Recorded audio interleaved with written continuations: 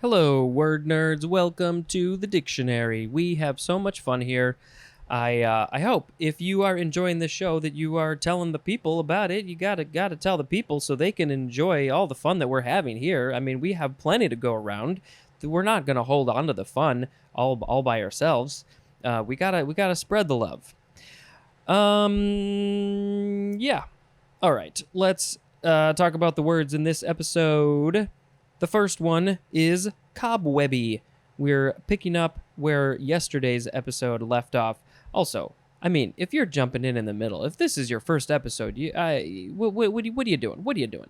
You got to go to the beginning and listen to the crappiness of how this started, and then you'll get here.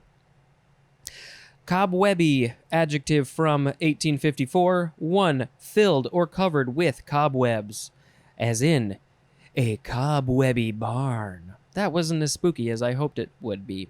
Number 2, the synonym is gossamer, Gossamer, as in cobwebby lace. Ooh, I want if I were to ever wear some sort of thing that had lace on it, I don't think I would. But if I did, if it's like a dress or a shirt or a jacket, I don't know, whatever it would be, I think it would be very cool to have the lace literally look like cobwebs. Somebody should go make that for somebody. Number 3, synonyms are musty and well-worn, as in a cobwebby plot device. Also as in cobwebby quaintness. It is musty and well-worn because it's so old and it's got all the dust and the dirt on it. So a cobwebby plot device. What would that be? Tell me, what would that be? Something that's just used over and over and over again? Maybe. Most movies are like that. Next is coca. Coca, noun from 1577. 1. Any of several South American shrubs, especially one that is the primary source of cocaine. Whoa, yeah, we're going to talk about that. Let's see, the genus name is Erythroxylon, something like that. It is of the family, I'm going to screw this up, Erythroxylaceae, and then the one that was specified, that is the primary source of cocaine, is Erythroxylon coca. That's what it is. Number 2, dried leaves of a coca containing alkaloids including cocaine. And then it mentions that same scientific name, Erythroxylon coca. That's what it is. This is a Spanish word, and it is from the Quechua word. I don't think I'm saying that correctly. Quechua? Maybe it's Quechua. Quechua. It is from their word cuca with K's instead of C's. I think instead of cocaine, it should be cocaine with K's. Cocaine. That is actually our next word. It is a noun from 1874, and it is, what do we say? It is a very adult topic, but I guess kids should know that it exists, and they should probably stay away from it because it's only going to cause a lot of problems. So, learn and don't do. This is a bitter crystalline alkaloid. I mean, right there, just from that, you know that this is not something that you should stay away from it. A bitter crystalline alkaloid, C17H21NO4, obtained from coca leaves that is used especially in the form of its hydrochloride medically as a topical anesthetic and illicitly for its euphoric effects, and that may result in a compulsive psychological need. Yes, it does have some medical benefit, I have heard. I really don't know what that is other than from the little bit that I read here. But yeah. It's very addictive. I've heard. I'm being very honest. I have never had this stuff, and I will never have it because no. And I've heard from people, stay away. So yes, I will, and you should too. Relatedly, we have cocainize. Cocainize. This is a transitive verb from 1887 to treat or anesthetize with cocaine. How is that involved? There's probably another way to get it in your system, and I assume that this would be done in a hospital, but would they actually use this anymore? I'm just talking out loud. Because I honestly have no idea. Cocainization. Cocainization is a noun. Okay, now a lot of the rest of the words are going to be a little ridiculous, a little hard to pronounce. It's going to take me a second, so bear with me. And also, I have a feeling many of you are going to, in your brains, be making a lot of dirty jokes, and that's fine. Just saying. So, next is co-carboxylase. Co-carboxylase. Noun from 1932. A coenzyme. C12H19Cl N4O7P2S and then H2O. That is a pyrophosphate of thiamine and is important in metabolic reactions as decarboxylation in the Krebs cycle. I've heard of that, but I don't remember what it is. Next is co-carcinogen. Some of these weren't as hard as I thought they would be. Noun from 1938. An agent that aggravates the carcinogenic effects of another substance. And co-carcinogenic is an adjective. Next is coccid.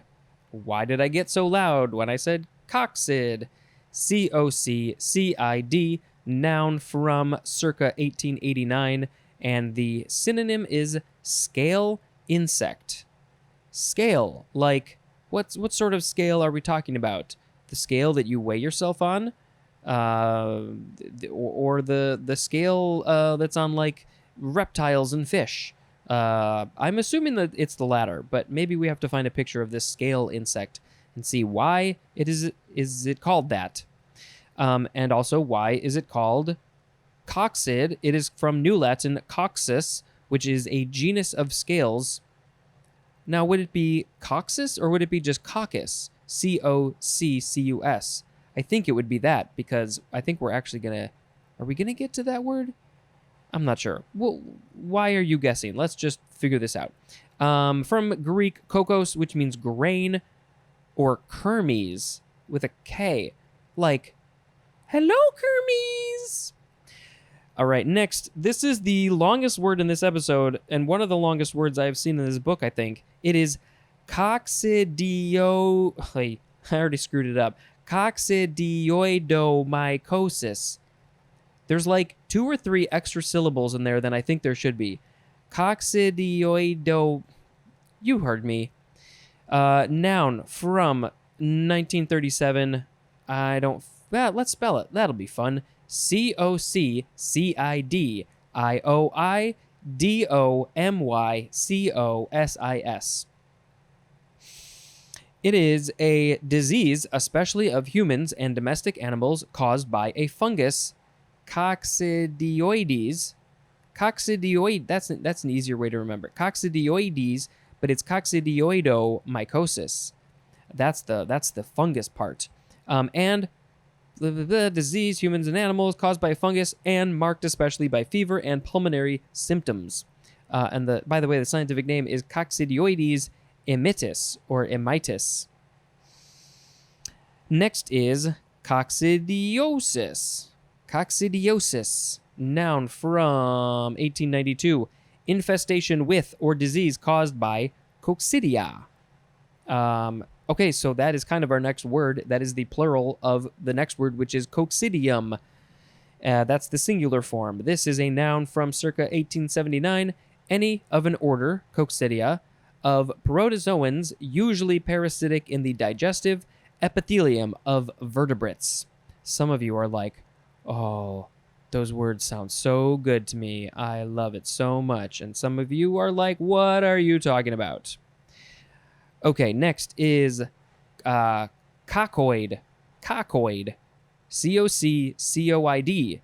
Noun from 1893. Of, relating to, or resembling a coccus. And then also this synonym, which is the 1A1 definition for the word globular. And coccoid. Is that what it is? Coccoid. That is a noun. That's the word we're talking about, coccoid. It's an adjective or a noun. Next is coccus. C-O-C-C-U-S. Noun from 1888. A spherical bacterium. Spherical, that's a good band name. Spherical bacterium. Cockle. Cockle is an adjective. Have you started making those dirty jokes in your head yet? Next is a suffix, coccus. Same word, but now it's a suffix. It is just a berry-shaped microorganism, as in micrococcus. Wow, okay. How can I not make these jokes in my head?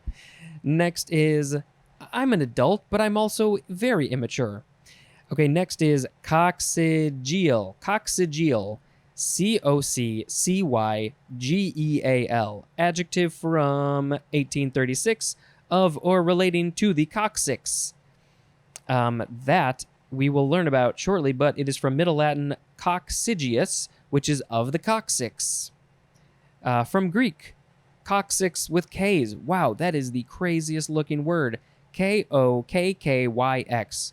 I mean, when else are you going to see that combination of letters? Here we go with coccyx. So it's the same as what I just spelled with C's. Coccyx. Noun from 1615. A small bone that articulates with the sacrum and that usually consists of 4 fused vertebrae which form the terminus of the spinal column in humans and tailless apes. Tailless. But sometimes in humans, it becomes a little tail. Your genes are like, I'm not going to stop at this bone. I'm going to keep on going. Maybe, is it one big bone or is it little bones that make up a little tail? If you have a tail, you got to tell me.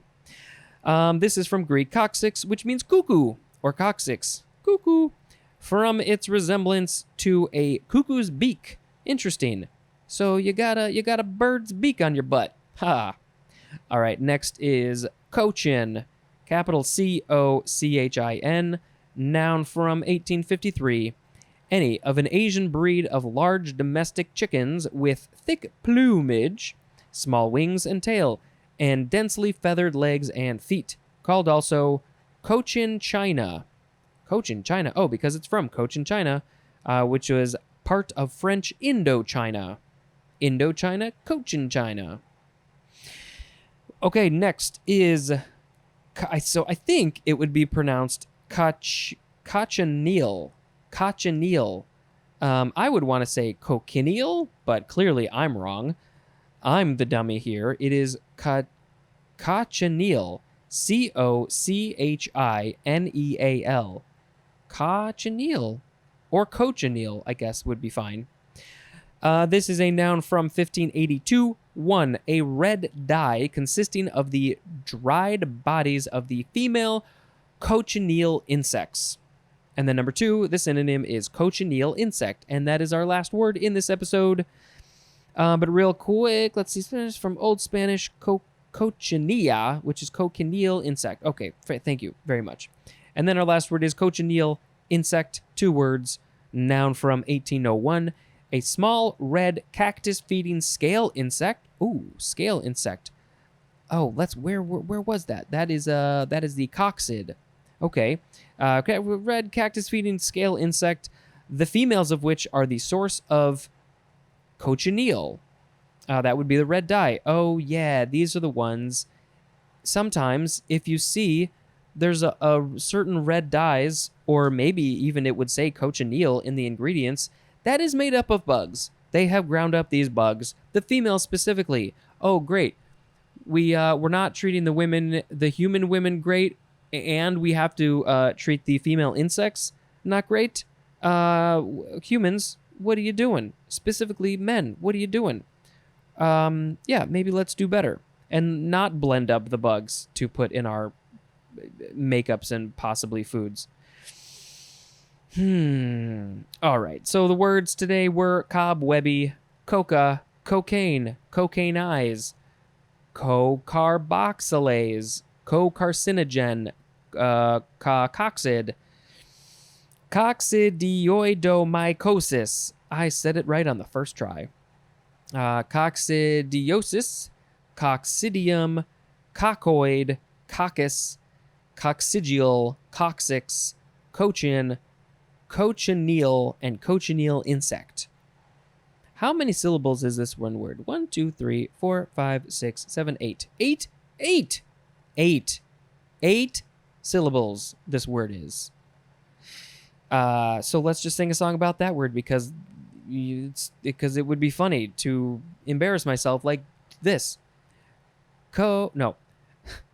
Coccidioidomycosis. Coccidio. It's oi. Coccidioidomycosis. All right. I think that is sufficient. I have an itch from my nose. All right. The first word, no. The first holiday that I will be talking about today is Air Force Day from Pakistan. It is the earliest day on which National Grandparents' Day can fall in the U.S. It is the first Sunday after Labor Day. It is interesting. The last day on which Labor Day in the U.S. can fall, which is the first Monday of September. So could they... Wait a minute. Sunday... So they'll never be on the same thing, because if it's a Sunday, then it would be National Grandparents' Day, and then the next Monday, if it's the first Monday, would be Labor Day. But you could have it where the first Monday is September 1st, and that's Labor Day, and then National Grandparents' Day isn't until another 6 weeks later. Sometimes you can celebrate National Grandparents' Day before Labor Day. I wonder if there's any other cases like this. Does anybody else find that interesting? Just me? Okay. Next is Constitution Day from Fiji, or in Fiji, Independence Day in Brazil, Military Intelligence Day, Military Tilly Intelligence Day. That was not to be a stuttering joke. I just wanted to mess up the words. That is in Ukraine. Australia has National Threatened Species Day. In Mozambique, it is Victory Day. What did they be victorious over? What did they be? It is, let's see. Did we say all of these? I think we said all these. I am not prepared whatsoever. But one of these new ones is also a fun holiday, National Beer Lovers Day. So a lot of you people like beer, and it's your day, I guess. It is also Another Look Unlimited Day.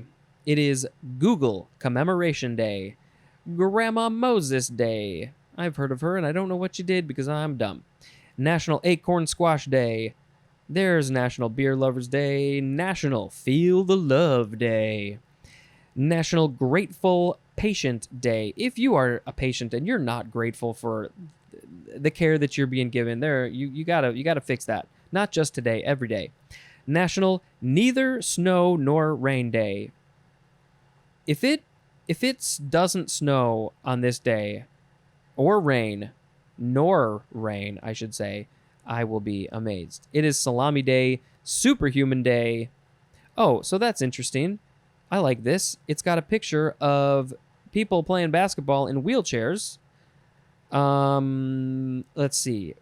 Is it going to describe what this holiday is about? No, it is not. Why? But what I'm thinking is that it is, in a way, and I would argue this, and a lot of other people would argue this, people who are physically handicapped in some way and with other similar things, they can definitely be superhuman, doing things that most humans can't do. I would definitely call that superhuman. So much respect to my physically disabled brothers and sisters, and I am not technically one of them, although I probably will be one day, given how clumsy I am. Yeah, you don't get enough respect, man. That documentary, Monster Ball, is that what it was called? That was a crazy, crazy movie. Fun. It is Telephone Tuesday, and let's just check this page real quick to see if there's anything. Oh my God, I am such a dummy. 2 days ago, I missed, because it was incredibly important that I should tell you this, I missed National Waffle Week on September 5th through September 11th. I feel like I'm giving you an advertisement for something, on some radio commercial. It is also same week, same days, Suicide Prevention Week. I am guessing one of the days in this week between September 5th and 11th will be something like International Suicide Prevention Day or something like that. Yeah. If you are, I should probably put what is it? Phone number, website. I should probably put that information if you need to talk to somebody at the suicide hotline. Obviously, you should be aware of this every day of the year, but let's bring extra awareness to it this week. And then what are the more fun holidays on this day that I may have missed? Oh, why weren't these mentioned on the other page? Oh, that's because I'm on the wrong page. Am I? Oh boy, I've screwed it all up. It is, International Day of Clean Air. Yeah, that is a thing that we should be celebrating. Let's please plant more trees. Ho! Let's please plant more trees. That's gonna be the song of the podcast. Yes, International Day of Clean Air. We really need this, especially considering the climate report that just came out from the UN. Oh, I don't know, a month before you're listening to this, 4 weeks or so, that says so many things. Humans are terrible, and we made all this happen. And if we were to stop making carbon emissions and things immediately, right now, the planet would still be warming for 30 years, and this is pretty much what we can expect, or worse. We're going to have more natural disasters, worse than we've been seeing. I feel like I've talked a lot about this already today, and come on, you got to know about this, and we got to do what we can to stop this, because this is ridiculous. And then, yes, we need to reverse it, too, so let's plant some trees. All right, can we get on that? Thanks. Cool. All right, on that note, let's end this episode by saying thank you very much for listening, and until next time, this is Spencer, dispensing information. Goodbye. Hello, word nerds. Welcome to the dictionary. Let's see, what do I have to say to you first? Well, I have a personal thing, if you are interested in that, for why I need to record it on a microphone. I don't know, but I feel like I will. Or I feel like I should. I don't know why. But maybe at the end, if you want to listen to that, you can stay till the very end for that.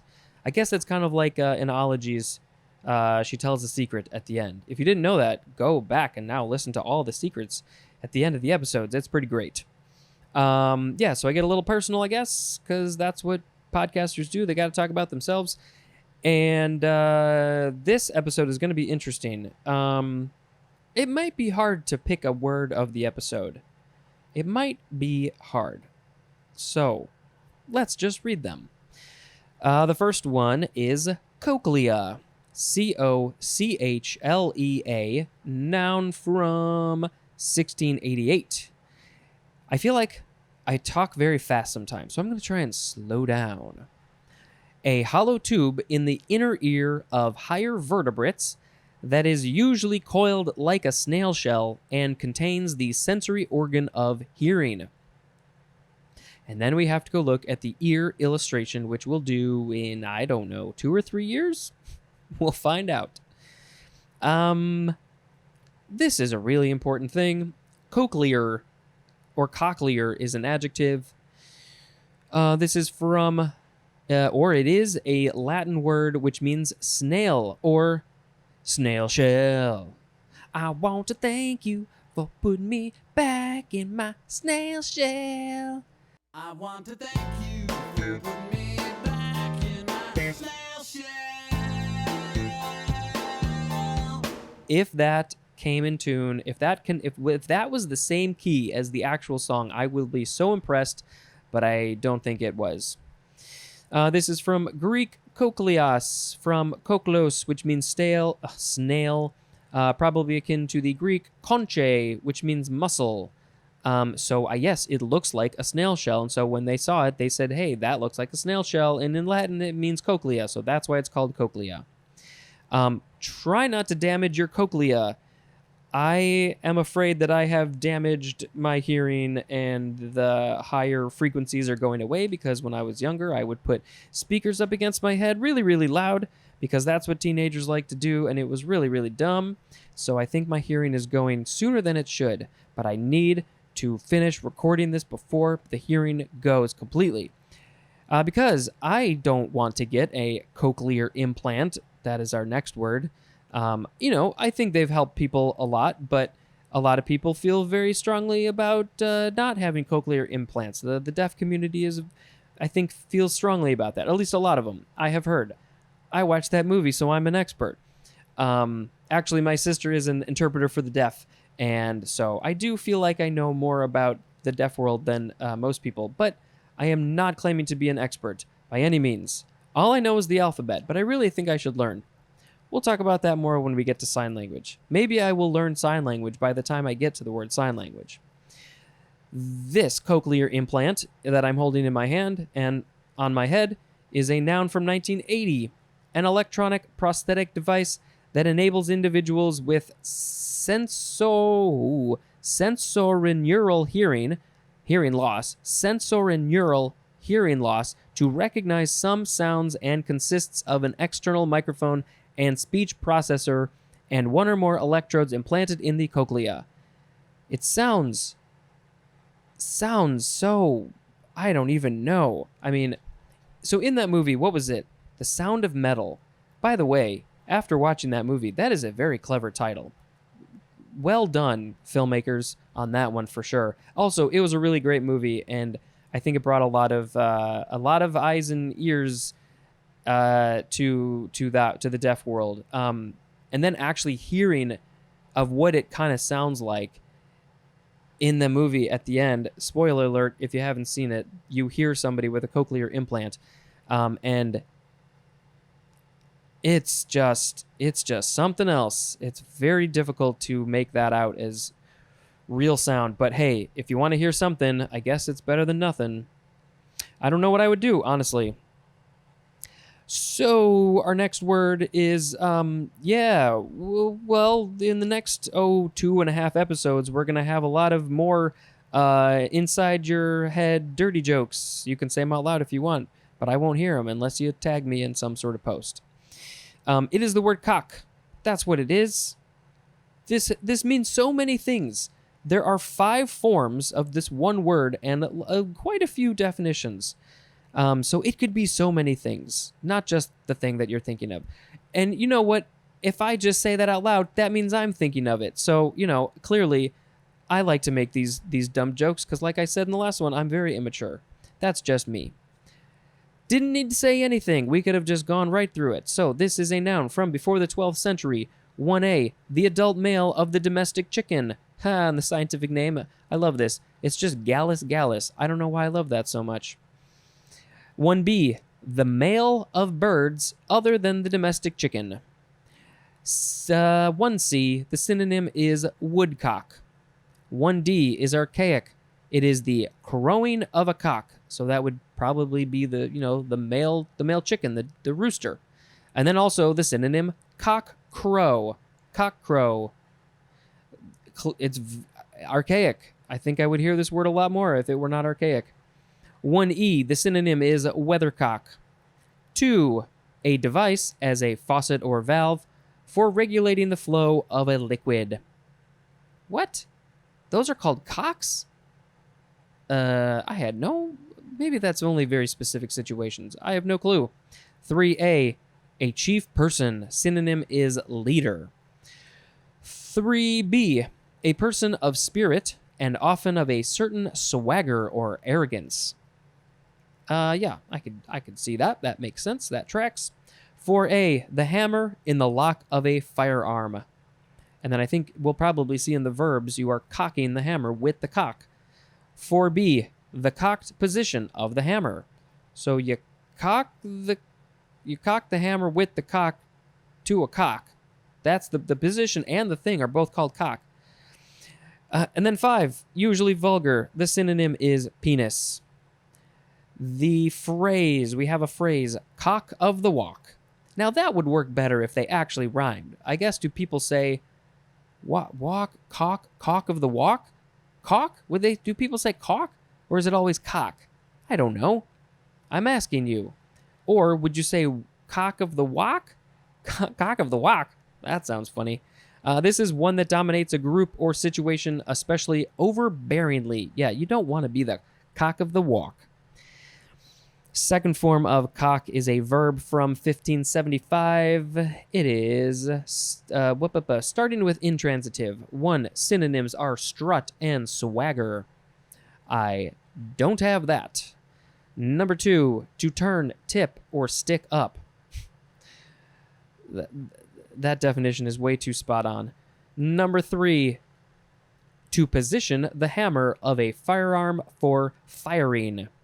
Now we have transitive 1A, to draw the hammer of a firearm back. To draw the hammer of a firearm back. Nope.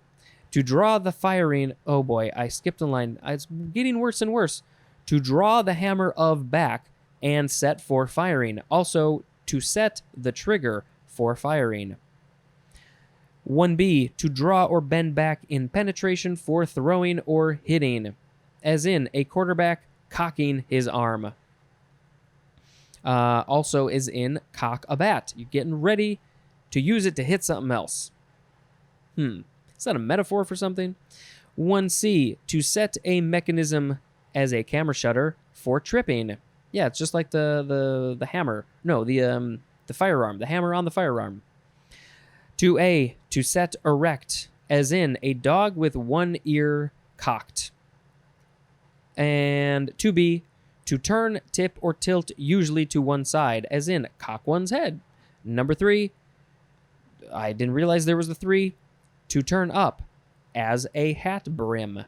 You're cocking your hat brim. I don't think I have heard that one. Cock a snook, or cock snooks. That means to thumb one's nose, as in cocking a snook at the establishment. This sounds like it had to come from Shakespeare, right? Cock a snook at the establishment? That means, oh, that establishment is terrible. I have cocked a snook. All right, if you say so. Now we have the third form of cock, noun from 1717. The synonyms are tilt and slant, as in cock of the head. Fourth form of cock, noun from the 14th century, a small pile as of hay. That's called a cock. Fifth form of cock, transitive verb from the 14th century, to put as hay into cocks. I think my voice cracked a little bit there. To put as hay into cocks. You got your cock in the cocks? I don't know. Next is cockade. Noun from 1709, an ornament as a rosette, usually worn on a hat as a bridge. It's a cockade, and cockaded is an adjective. This is from French coquard, which is the feminine of coquard, which means vain. You are so vain. From cock, which means cock, blah, blah, blah, blah, blah. That's that. Next is cock-a-hoop. Cock-a-hoop. Cock hyphen a hyphen hoop. What is this? It's an adjective from 1663. 1. Triumphantly boastful. Synonym is exulting. Cock-a-hoop. Number 2, the synonym is awry. Yeah, but I think it would be awry, right? Right. This is from the phrase to set cock-a-hoop to be festive. To set cock-a-hoop to be festive. I still don't understand that. I think triumphantly boastful makes more sense. Next is cocaine. So it sort of sounds like cocaine. It is not. It is capital C-O-C-K-A-I-G-N-E. Looks French. Looks so French. Noun from the 13th century. An imaginary land of great luxury and ease. Cocaine. It is from Middle French. Pays de cocaine. I don't think I said that right. Can't even speak my own language right. Pays de cocaine means land of plenty. Oh yes, of course, this is an imaginary land of great luxury and ease. It does not exist. It doesn't. The land of plenty doesn't exist. I don't know. Maybe it does. Maybe it's just been here the whole time. We were always looking for it, but it was right underneath our feet. Next is... Who makes up these things? Kakaliki. That sounds Hawaiian. It's not. Noun from 1737. A soup made of chicken and leeks is a kakaliki. Yeah, well, that makes sense. Cock is chicken, leek is leaky is leek. Yeah, that was pretty obvious. Next is cockalorum. Noun from circa 1715. 1. A boastful and self-important person. Number 2, synonym is leapfrog. Cockalorum, leapfrog. Number 3 is boastful talks. No, just talk. It is probably modified of obsolete Dutch dialect, cockaloren, which means to crow. Next is, now, would you say, yeah, cockamamie. Cockamamie. I guess people say this. I don't know. Who says this? You can spell it with a Y or an IE at the end. It is from 1960. It's an adjective, by the way. Synonyms are ridiculous and incredible. Ridiculously incredible. That's what this podcast is. It is a whole bunch of cockamamie. That's the new tagline. The podcast that is the Cockamamie podcast. As in all of the cockamamie excuses I ever heard. That is a quote from Leo Rostin. Of all the cockamamie excuses I ever heard, it is possibly from decalcomania. Decalcomania. What does that even mean? Maybe we'll get there. Next is cock and bull story. Cock and bull is 3 words with hyphens. Noun from 1778. An incredible story told as true. Cock and bull. What? Why is this called cock and bull? Doesn't say why. Our last word for this episode is cockapoo. Cockapoopuu. Noun from 1970.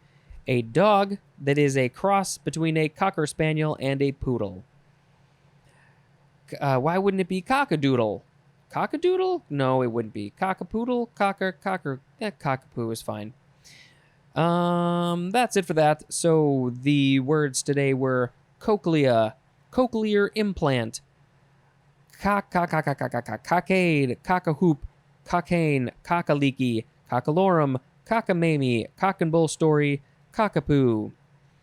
It's like a little journey, reliving a short little journey that we were just on. I will pick cochlea as the word of the episode because I want you to keep your cochlea intact as long as you possibly can, and don't be like me. Please, don't be like me. I'm trying to not worsen my cochlea. I guess that was a song. What are the holidays for today? September 8th? Yes. It is the earliest day on which Auditor's Day can fall.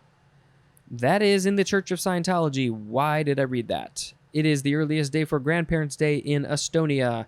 Earliest day for Mid-Autumn Festival in the Chinese calendar.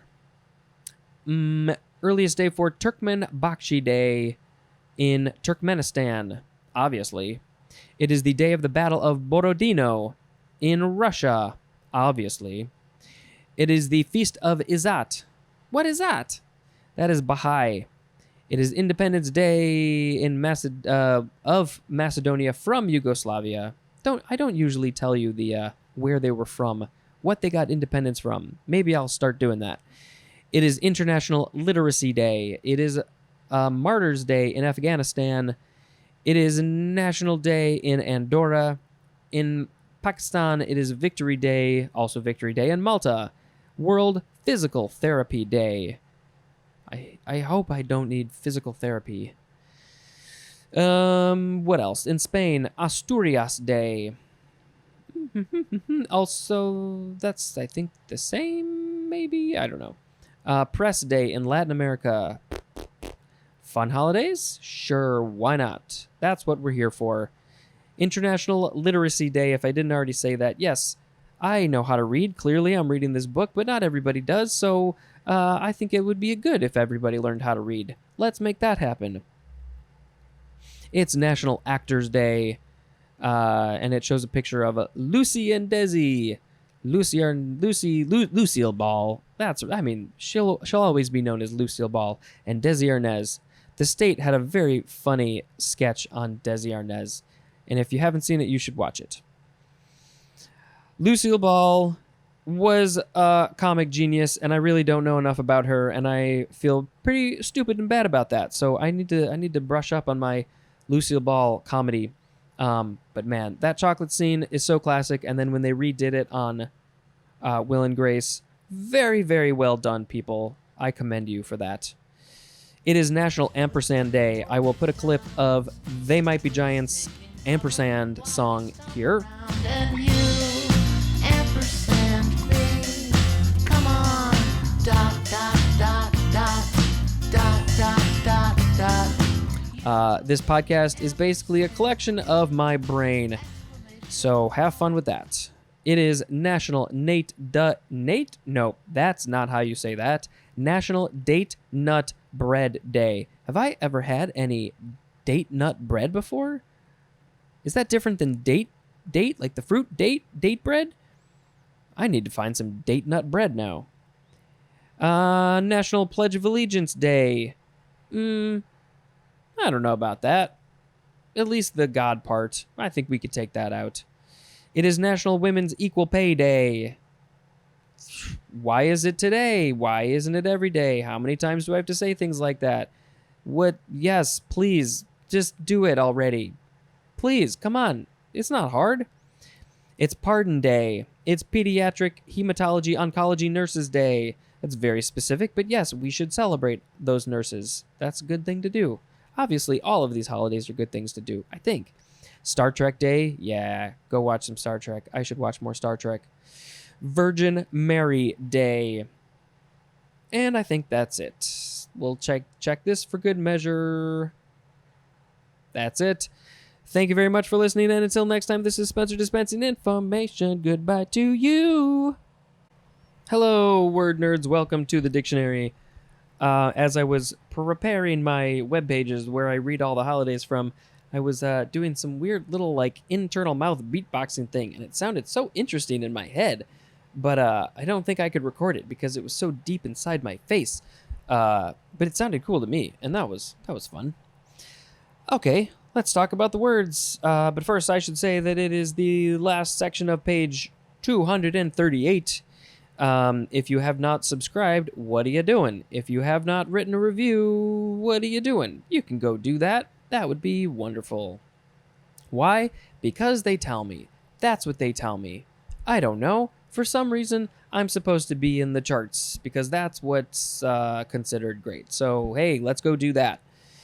And you can message me if you want at dictionarypod and email me dictionarypod@gmail.com. Call the Google Voice. Call the and leave a voicemail if you want. That would be fun. Let me hear what you have to say. You hear what I have to say, I should hear what you have to say. All right, next.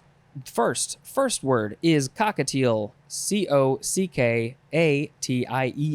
Noun from 1877. A crested, small gray Australian parrot with a yellow head.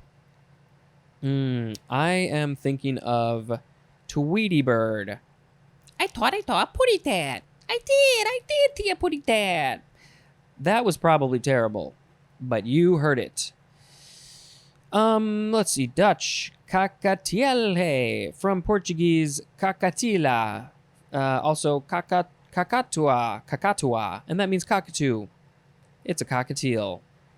Oh, the scientific name is Nymphicus hollandicus of the family Cactuidae.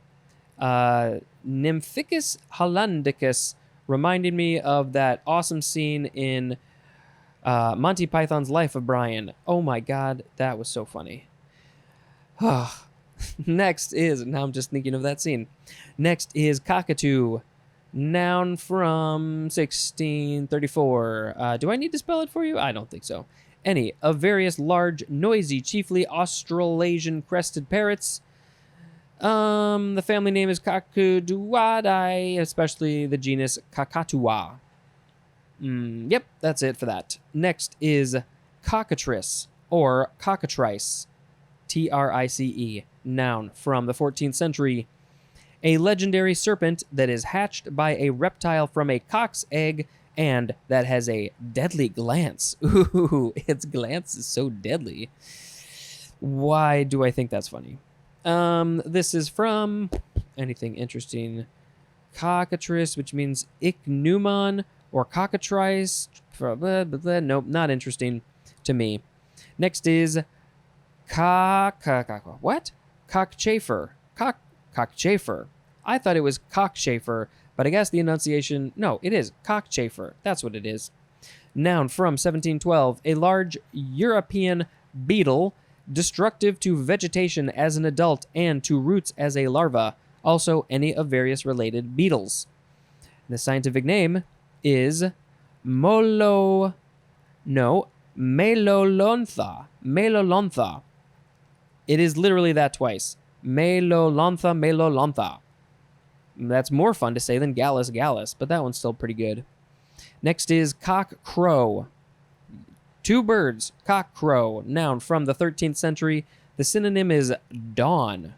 Like dusk and dawn? That kind of dawn is the cock crow? Is that... Oh, because that's when the cock crows. Duh. Why did it take you so long to get there? Next is cocked hat, noun from 1673. I'm really just reading this book to myself. I mean, that's all this is. And then if you happen to be listening, then yeah. Number 1 for cocked hat. A hat with brim turned up to give a three-cornered appearance. And, of course, in the last episode, of course you know this, one of the verbs or the something was the verb was a cock in your hat. So this is a cocked hat. In now number 2, a hat with brim turned up on two sides and worn either front to back or sideways. You can't just willy-nilly turn your hat from front to sideways. It's not that simple. It has to be the right kind of hat. You have to be the right kind of person. You know, you got to be careful with that. Next is the word cocker. First form, transitive verb from the 15th century. Synonyms are indulge and pamper. By the way, that statement about you got to be careful with the hat back or sideways, that was meant to be a joke. I don't know if people understand my jokes, but that was meant to be a joke. So understand, if I say something completely ridiculous, it's a joke. It's a joke. Second form of cocker is a noun from 1689, a keeper or handler of fighting cocks. Third form of cocker, noun from circa 1811, it is the synonym cocker spaniel. You don't have time to say cocker spaniel. I got a cocker. That dog is a cocker. Next is cockerel, noun from the 15th century, a young male of the domestic chicken. We had this before, but it was just cock. It's also called cockerel. Let's see. The etymology doesn't help.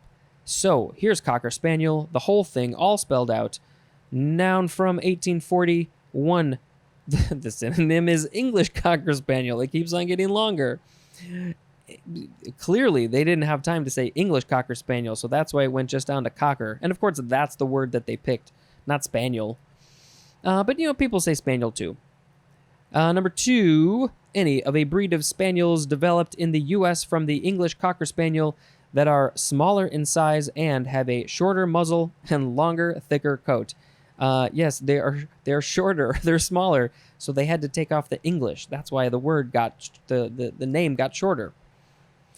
Next is cockeye, noun from circa 1825. It is a squinting eye. Popeye has a squinting eye. It's called a cockeye, and he goes, that's all I can do. I rewatched that movie, and that is something else. Fascinating and entertaining and ridiculous and crazy and weird. If you have not seen the Popeye movie, you got to go see the Popeye movie. Something special. All right, next is cock-eyed. Adjective. It is an adjective from 1821. 1, having a cock eye. 2a, synonyms are askew and awry. Cock-eyed. 2b, slightly crazy. Synonym is topsy-turvy. As in a cockeyed scheme. 2c, ooh, that was a bad lip smack. Maybe we need some water. You've probably been like, oh my God, fix that right away. Okay, where were we? 2c, the 1a definition for the word drunk is cockeyed. Cockeyedly is an adverb. Cockeyedness is a noun. That's good for that one. Moving on to cockfight, noun from circa 1566. A contest in which gamecocks, usually fitted with metal spurs, are pitted against each other. This is like the worst, one of the worst things I could think of. I am not a fan of this at all. Sorry if I've lost all my listeners. Cockfighting is an adjective or noun. Next is cockhorse. One word. So what is this? I don't know. Noun from circa 1541. It is the synonym is rocking horse. They used to call that a cockhorse, just because it was male. That's what it says, I think. All right. Next is cockle. Cockle. Noun from before the 12th century. Any of several weedy plants of the pink family, especially the synonym corn cockle. I guess we'll get there later. Second form of cockle, noun from the 14th century. One, any of various chiefly marine bivalve mollusks having a shell with convex radially ribbed valves, especially a common edible European bivalve. The family is Cardidae, something like that. Scientific name Carastoderma edule, and then also Cardium edule. I don't know if it's edule or not. Number 2. That was all number 1? Jeez. Number 2, synonym is cockle shell. It is from, well, that cockle shell is sort of redundant. It's from the Middle French coquille, which means shell. So it's coquille shell, cockle shell. Modified from Latin concilia. There's lots of stuff. It means conch or conch, however you say that word. Third form of cockle, noun from the 15th century. Synonyms are pucker and wrinkle. Cockle. Cockle is also a verb. The etymology. There we go with that Middle French word again, coquille, which means wavy or rounded like a shell. Moving on to cocklebur. Cocklebur, that's hard to say. Why? I don't know. Noun from 1804. Any of a genus of prickly fruited composite plants. Also, one of its stiff-spined fruits. The genus name is Xanthium with an X. Next is cockle shell. Yep, there's that repetitive word. Noun from the 15th century. 1a, the shell or one of the shell valves of the cockle. 1b, a shell as a scallop shell, suggesting a cockle shell. It suggests it. What does it suggest it to do? Number 2, a light, flimsy boat. Next is cockles of the heart. From 1671, the core of one's being. And this is usually used in the phrase, warm the cockles of the heart. I don't know why. For some reason, that seems like it should be said in an Irish accent. All right, our last word is cockloft. Yeah, you know how to spell it. Noun from 1589, a small garret. Garret. No clue what a garret is. We will learn that later. So the words in this episode were cockatiel, cockatoo, cockatrice, cockchafer. I don't even remember what any of these are. Cockcrow, cocked hat, cocker, cockerel, cocker spaniel, cockeye, cock-eyed, cockfight, cockhorse, cockle, cockle shell, cockles of the heart, and cockloft. Well, I think maybe I'll just pick cockles of the heart as the word of the episode, because you warm the cockles of my heart, oh yeah, baby. That was an excuse to put it into a song because it seemed the easiest thing to do. The least amount of brain effort. All right, what are the holidays today? 9/9. Ukraine Armored Forces Day. California Admission Day. Admission into what? Costa Rica Children's Day. In Japan, it is Chrysanthemum Day, or also Kiku no Seku.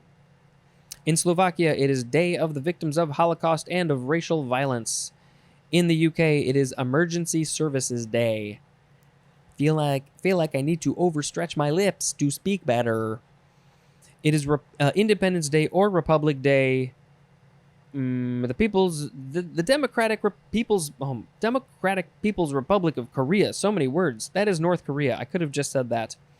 It is Independence Day in Tajikistan from the USSR. It is Martyrs Day in Afghanistan. remembrance for Herman the Cheruskin. That is the troth, whatever the troth is. Up, and I think we're still on yesterday for this page. It is the MTV Video Music Awards. It is a question mark holiday in Australia. Are you okay? That is a holiday in Australia? Okay, I don't know what you're supposed to do on that day.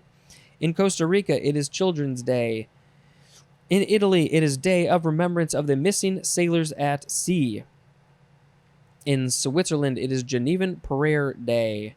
And I think it is time for some fun holidays.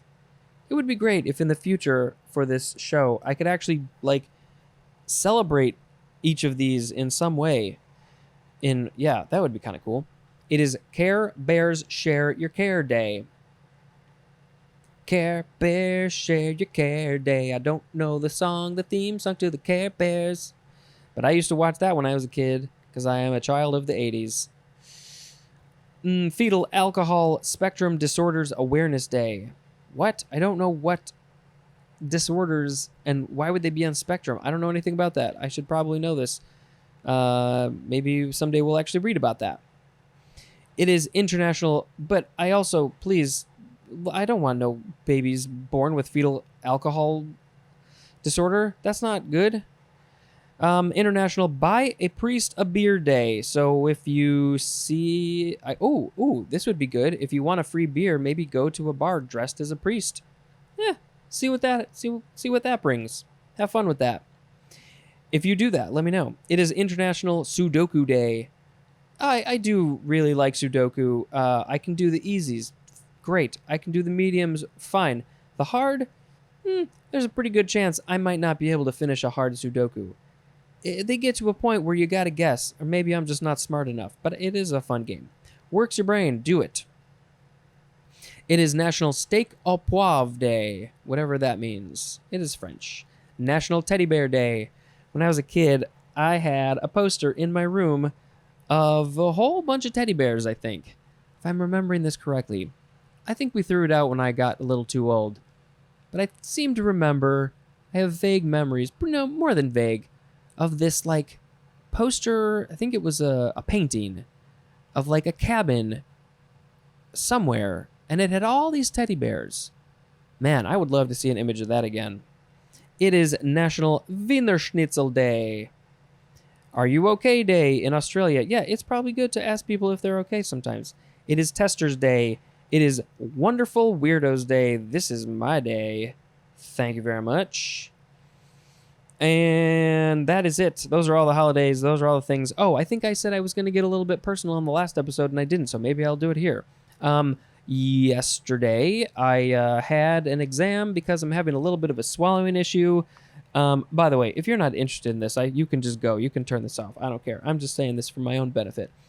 Because maybe I'll forget and I'll need to remember. But yeah, I did a test. I did the swallow the barium sulfate test.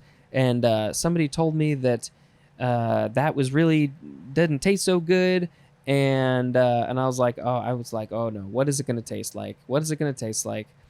But I asked them, and they said that they've worked out the formula, and it's better than it used to be. And so I tried it, and it's actually kind of sweet. It's not the worst taste.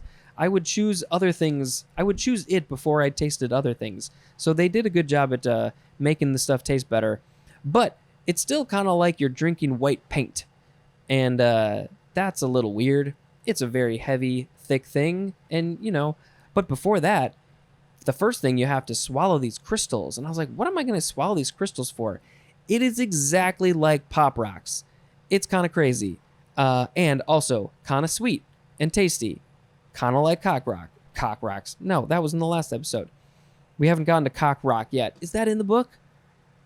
Cock Rock? No. Pop Rocks is what I meant to say. So that was like kind of interesting. And the whole point of it is to produce gas so your belly fills up so they can see and they're better. And that makes sense.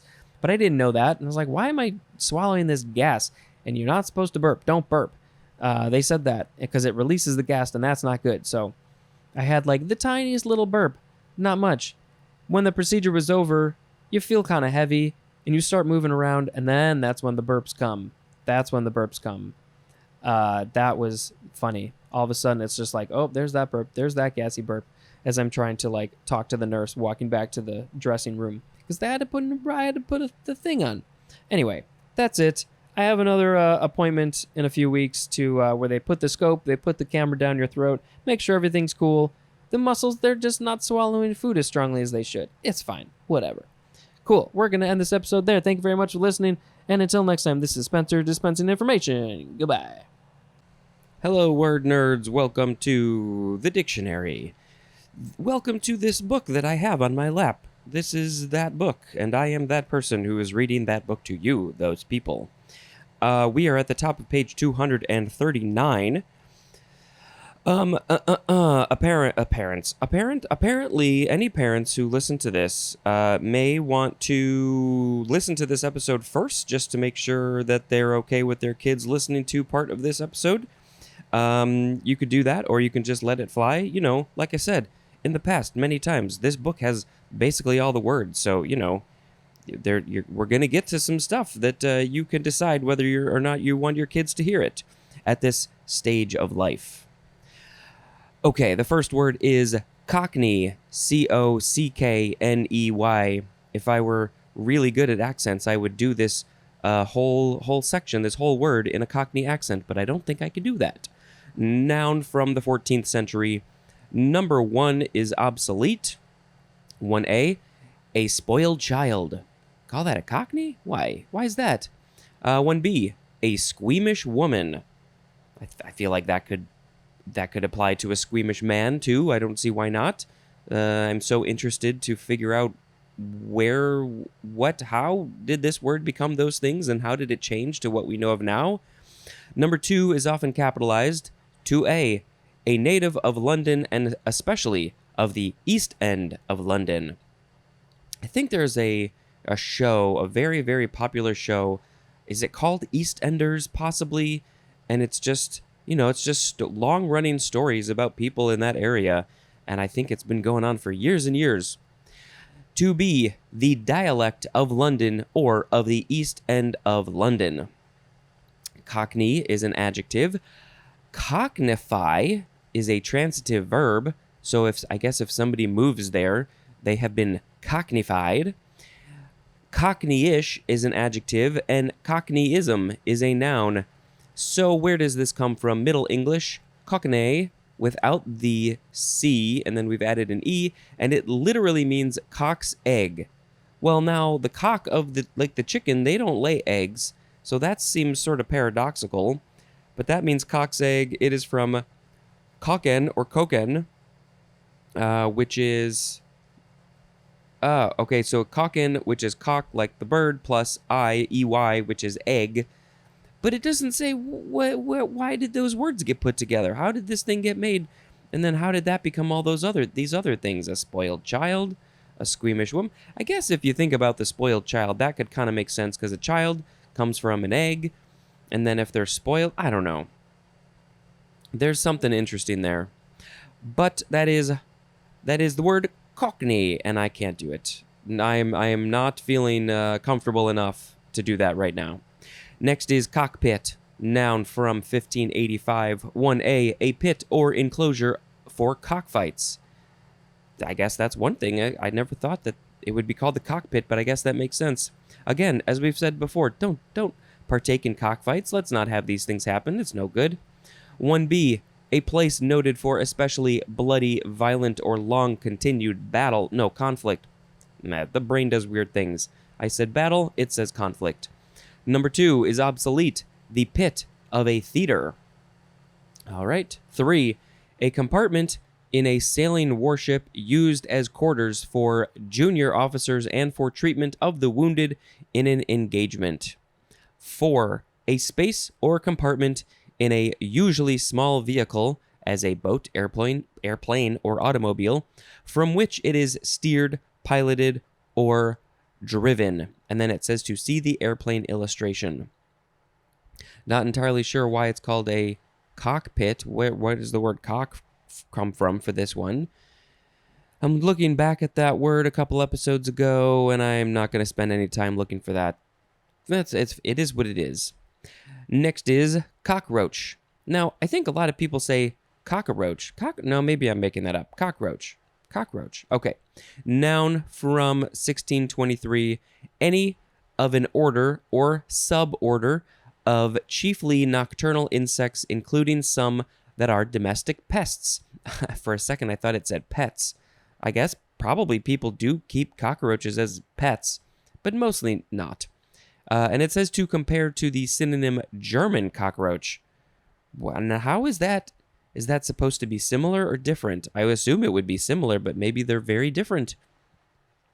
The etymology says it is by folk etymology from the Spanish cucaracha. We all know the song. I'll put a clip in here. La cucaracha,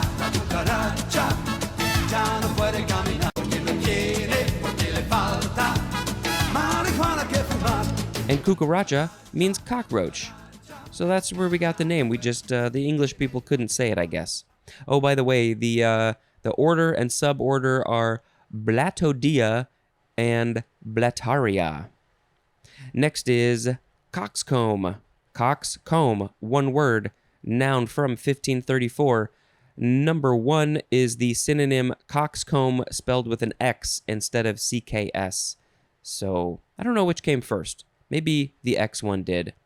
Number 2, a garden plant of the amaranth family grown for its flowers. And the scientific name is Celosia cristata. Next is cocksfoot. Yeah, one word. Noun from 1697. The synonym is orchard grass. Next is cockshut. Cockshut. 2 words, like shut the door. Noun from 1592. It is English dialect and it means evening twilight. And then this is from the time poultry are shut in to rest. So it's the end of the day. You know, they're awake from the sun is up to the sun goes down. And so they put the birds away. And, you know, the one that makes the noise is the cock, the rooster, and they're shutting it away. So it's cockshut. It all makes sense once you put it that way. Next is cockshy. Now, it looks like it would be an adjective, cockshy, but that's not what it is. It's cockshy. Noun from 1836, 1A. What? A throw at an object set up as a mark. So you got a thing set up that you want to hit, and you throw something at it, and that's called cockshy, I guess. 1B, a mark or target to set up. 2, an object or person taken as a butt, B-U-T-T, and then the example would be as of criticism. The butt as of criticism. It doesn't really give a whole lot of information about why it's cockshy, how all those things became called cockshy. Don't know. Next is the one that is very adult, so, you know, take it as you wish, and we'll get into it. It's pretty short, so you can skip ahead a little bit if you want. It is the word cocksucker. One word, noun from circa 1891. And it does say usually obscene, one who performs fellatio, often used as a generalized term of abuse. Yeah, you hear this word a lot in certain circumstances. Various wide range of circumstances. And that's all we're going to say about that. Next is cocksure. C-O-C-K-S-U-R-E. Adjective from 1608. 1. Feeling perfect assurance, sometimes on inadequate grounds. So you feel great about something that you probably shouldn't feel great about.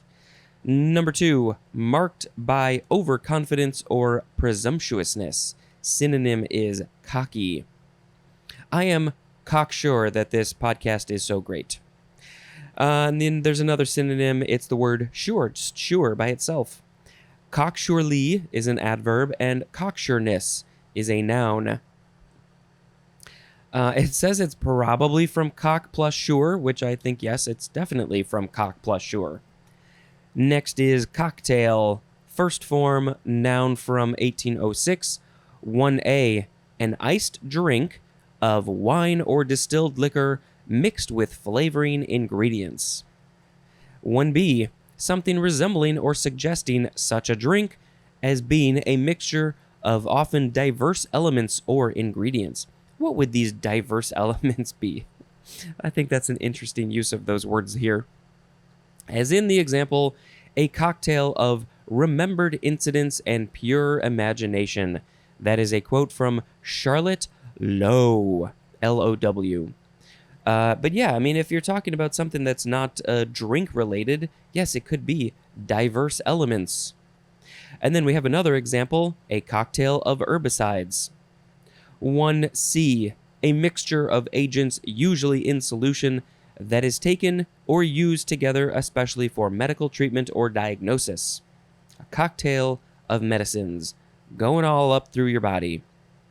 And number 2, an appetizer served as a first course at a meal. I don't know if I've ever heard cocktail used as food.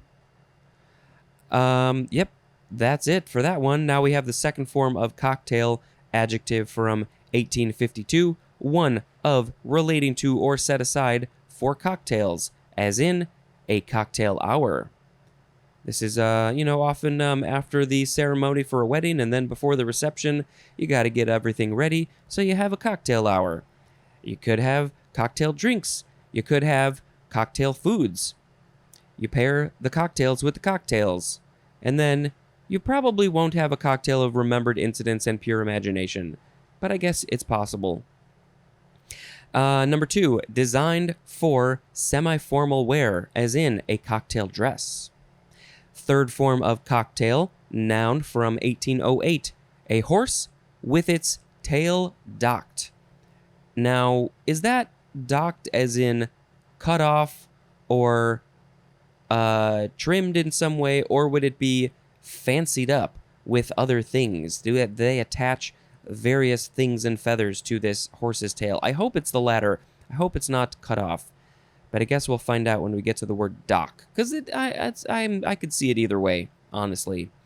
I don't know why they don't have just the tail of a rooster in here. That would be a cocktail. There's that joke in the movie Chicken Run.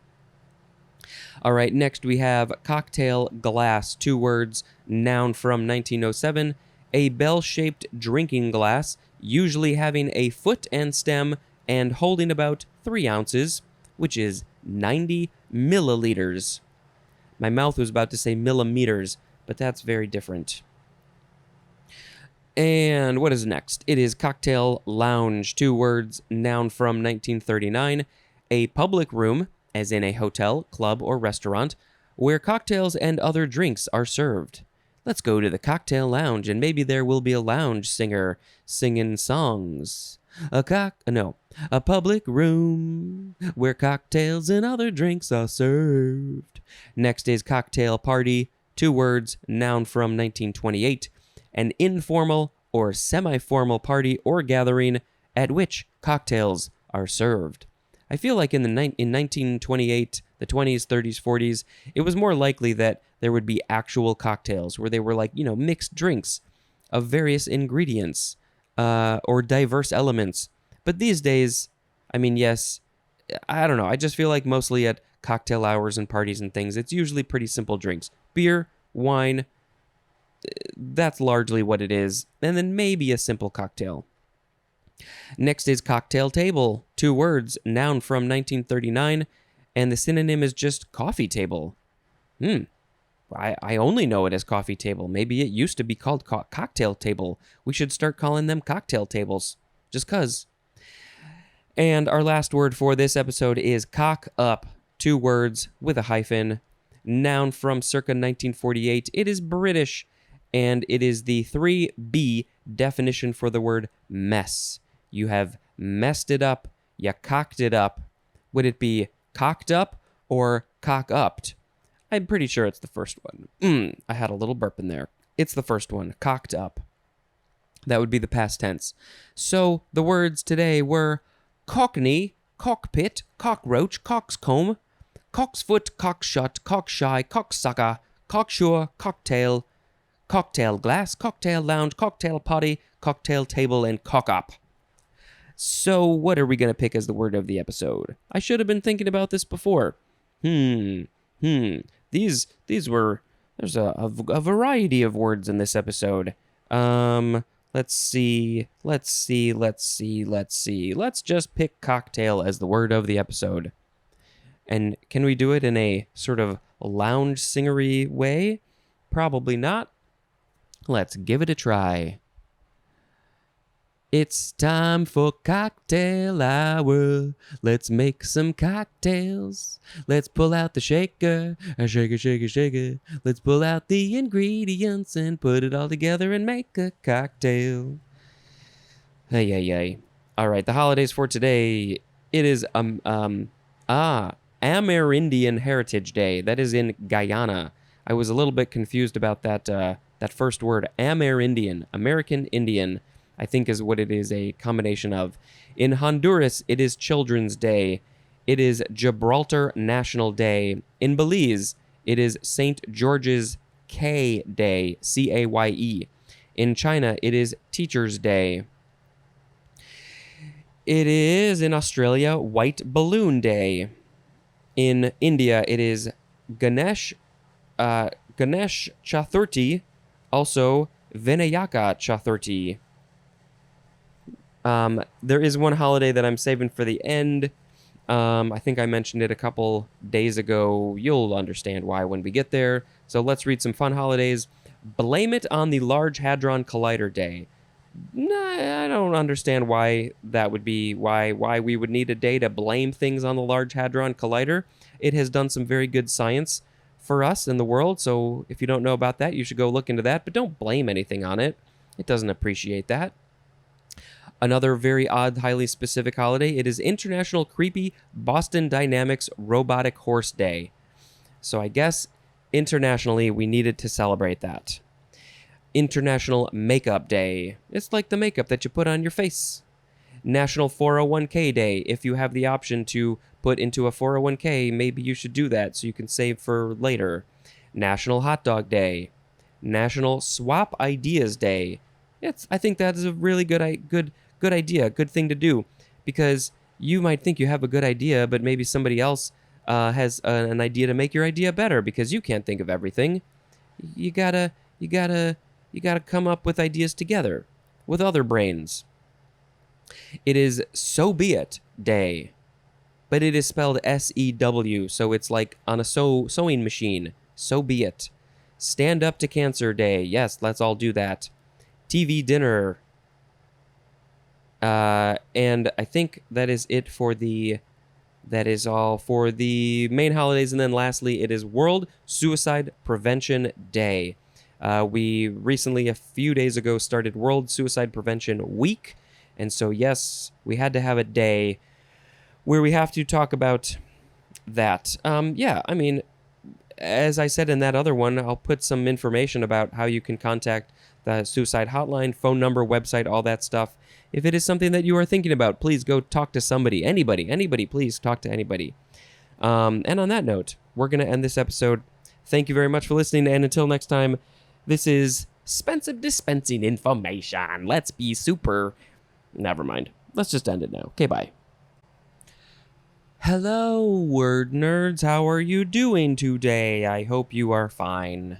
I do hope you're fine. I hope that it is a good day, and if it's not, maybe this will make it a better day. All right, so the words today, we'll just read them one at a time like we usually do. We, as in me.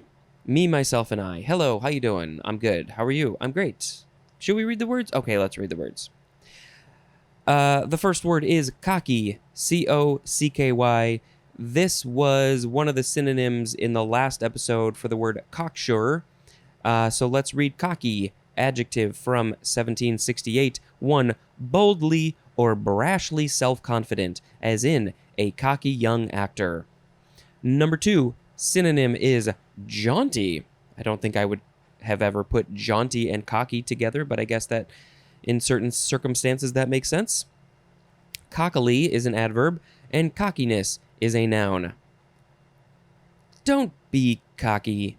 It's just not. You just don't. I don't know. I personally am not a fan of when people are cocky. That's just me. I hope I'm not cocky. Maybe I'm jaunty, but I don't think I'm cocky.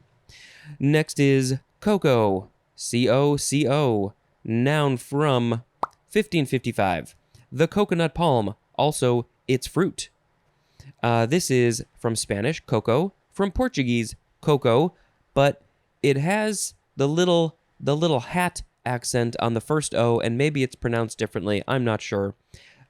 Oh, so those words, coco, in Spanish and Portuguese mean boogeyman, grimace, or coconut. If you understand why that one word means coconut, which makes sense, also grimace and boogeyman, how did that happen? Why is that the case? And why don't more people know about this? More people need to know about this. Okay, moving on to another word that sounds the same, but is spelled differently and means something very different. It is cocoa again, but this one is cocoa.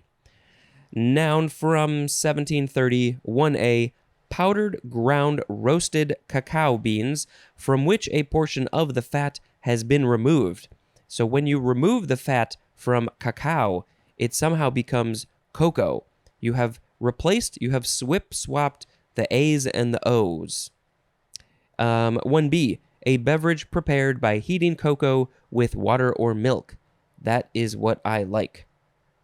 Number 2 is the number 2 definition for the word cacao, which we read many, many days and weeks and months ago. Number 3, a medium brown color, cocoa.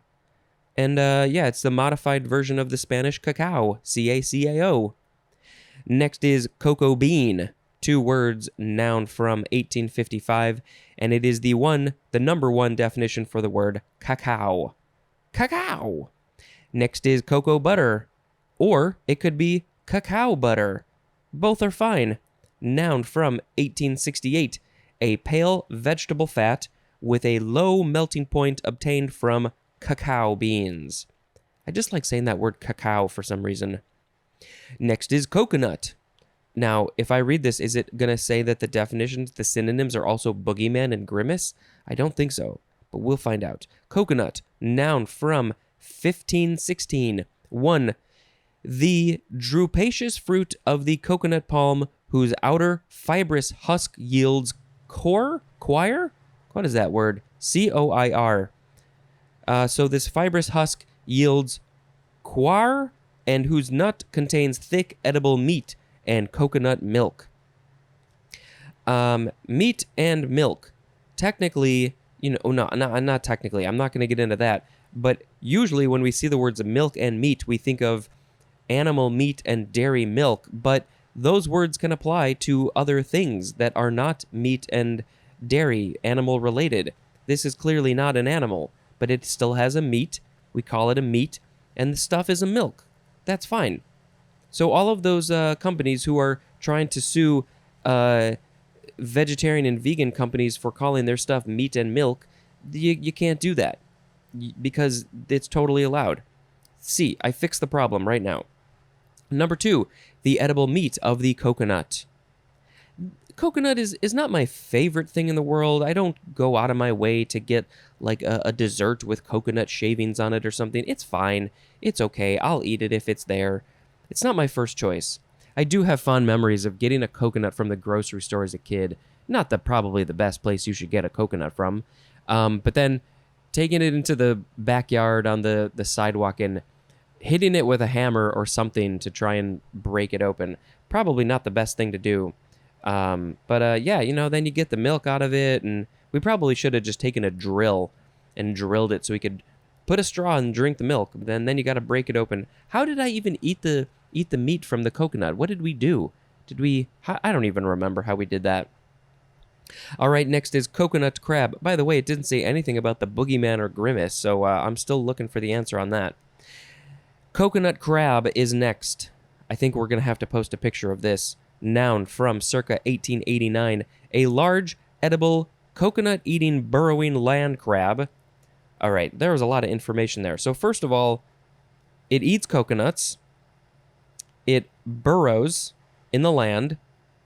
This crab is also edible to other people, so that means just people eat it. I'm not going to eat it. I don't think anybody should eat it, but people do.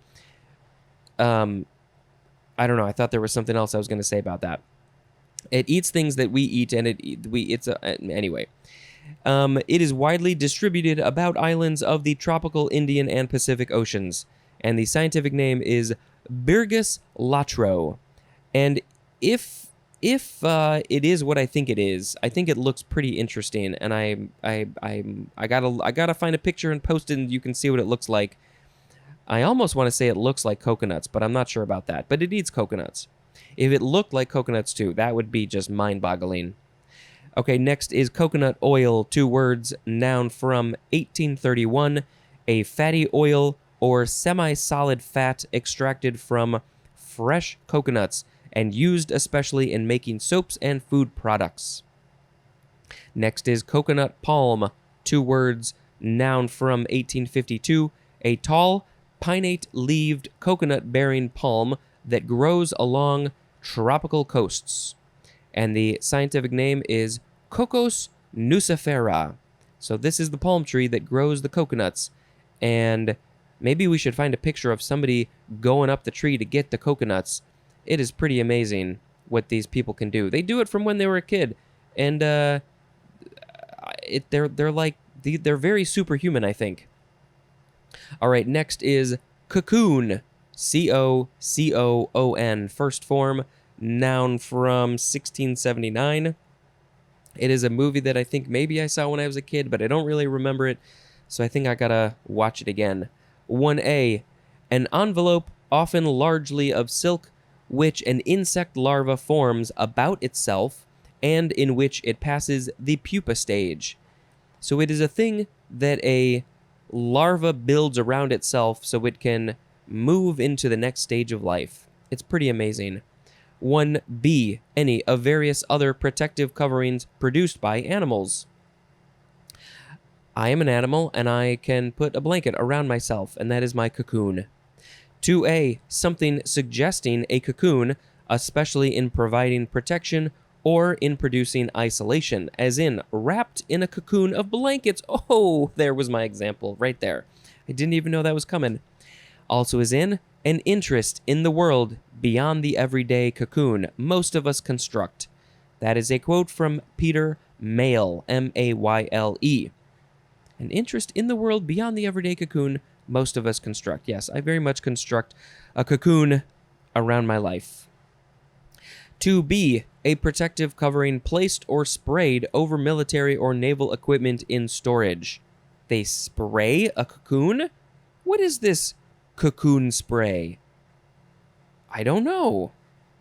This is from French cocon, from the Occitan cocoon with OUs, which is from coco, which means shell, probably ultimately from the Latin cocum, which means kermes, which is thought to be a gall or berry, from Greek kokos, which means berry or kermes. And we saw that somewhere not that long ago, kermes, I don't remember where. Okay, next is the second form of cocoon, transitive verb from 1881, to wrap or envelop in or as if in a cocoon. I love to do this in the cold, in the winter. Next is cocooning, noun from 1986, the practice of spending leisure time at home in preference to going out. I love cocooning too. It's the same thing. Cocoon, cocooning. Next is cocotte. I think it's cocotte. Cocotte, noun from 1867. Number 1. Didn't know about this. It is the synonym prostitute. Sounds like the French way to say it. Cocotte. And number 2, a shallow individual. Oh boy, this could have gone so differently. A shallow individual baking dish. See, you gotta say the words in the correct way, otherwise it becomes something different. A shallow individual baking dish, usually with 1 or 2 handles. I guess I probably have one of these. It's just a baking dish that's shallow, it's all by itself, and it has a handle or 2. It is a cocotte. Next is cocoyam. Cocoyam. It is spelled just how it sounds. Noun from 1922. Number 1 is the synonym taro, Taro. I have had taro chips at a restaurant. They're like potato chips, but it's different. It's not a potato, it's a taro. And number 2 is the synonym yautia, Yautia. I'm not sure how to pronounce it, but I am assuming it's another yam type of thing. Next is co-curricular. So it's the word curricular with a co, adjective from 1949, being outside of, but usually complementing the regular curriculum. Curriculum, that's not how you say that word. Curriculum, as in co-curricular activities. They're happening at the same time. Next is cod, C-O-D, noun from the 14th century. 1. Any of various bottom-dwelling fishes that usually occur in cold marine waters and often have barbels and 3 dorsal fins.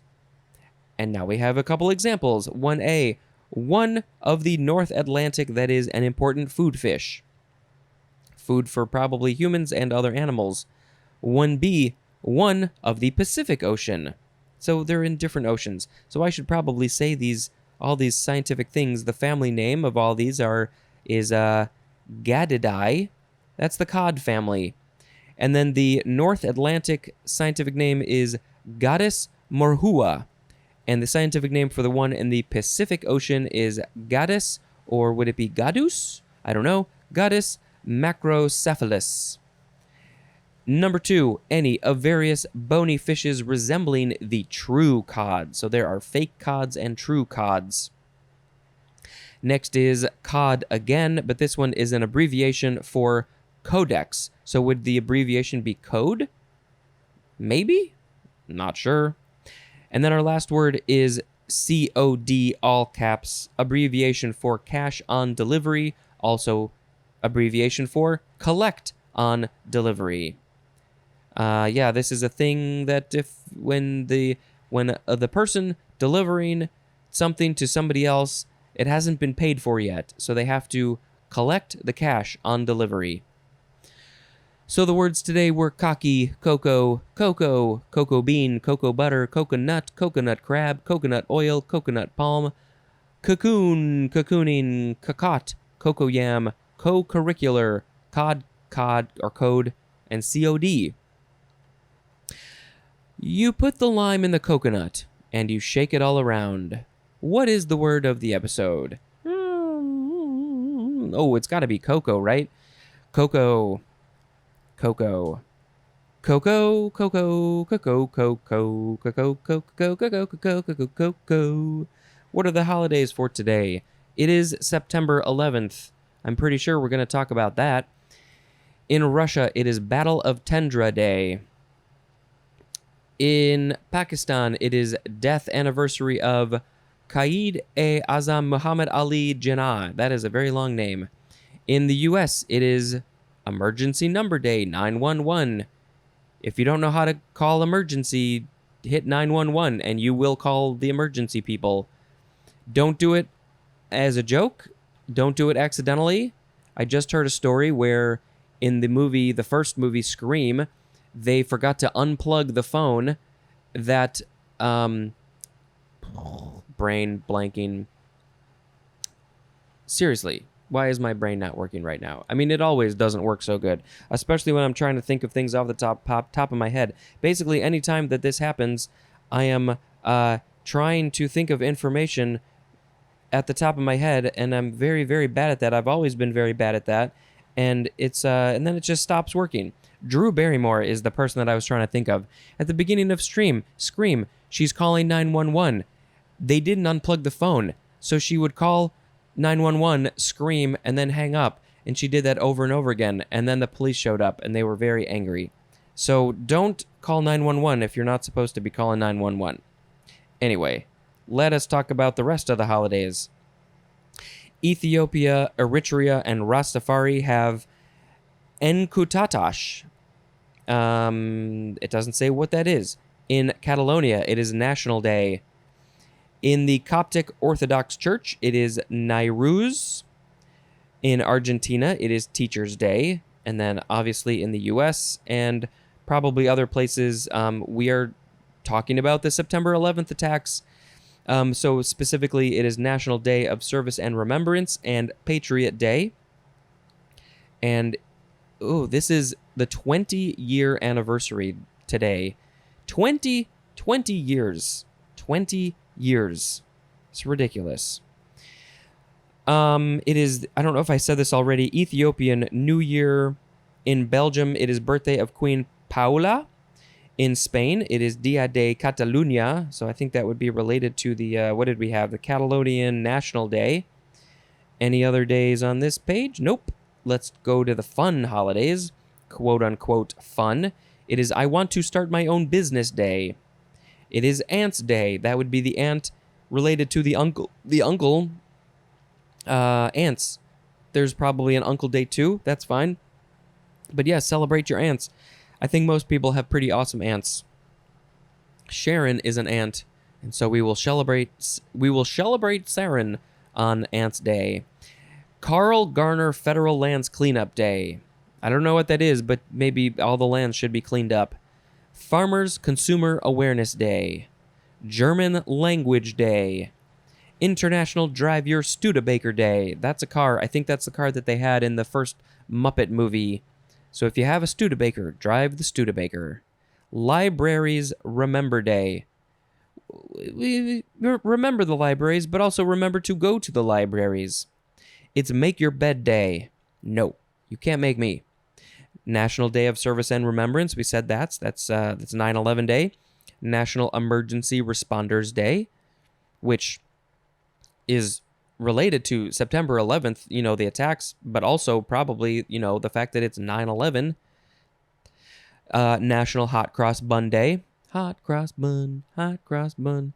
Hot cross bun. National Iguana Awareness Day.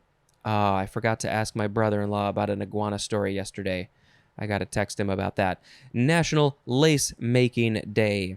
National No News is Good News Day. Patriot Day. Remember Freedom Day. There's a lot of holidays today. Women's Baseball Day. We don't talk enough about women's baseball, I don't think.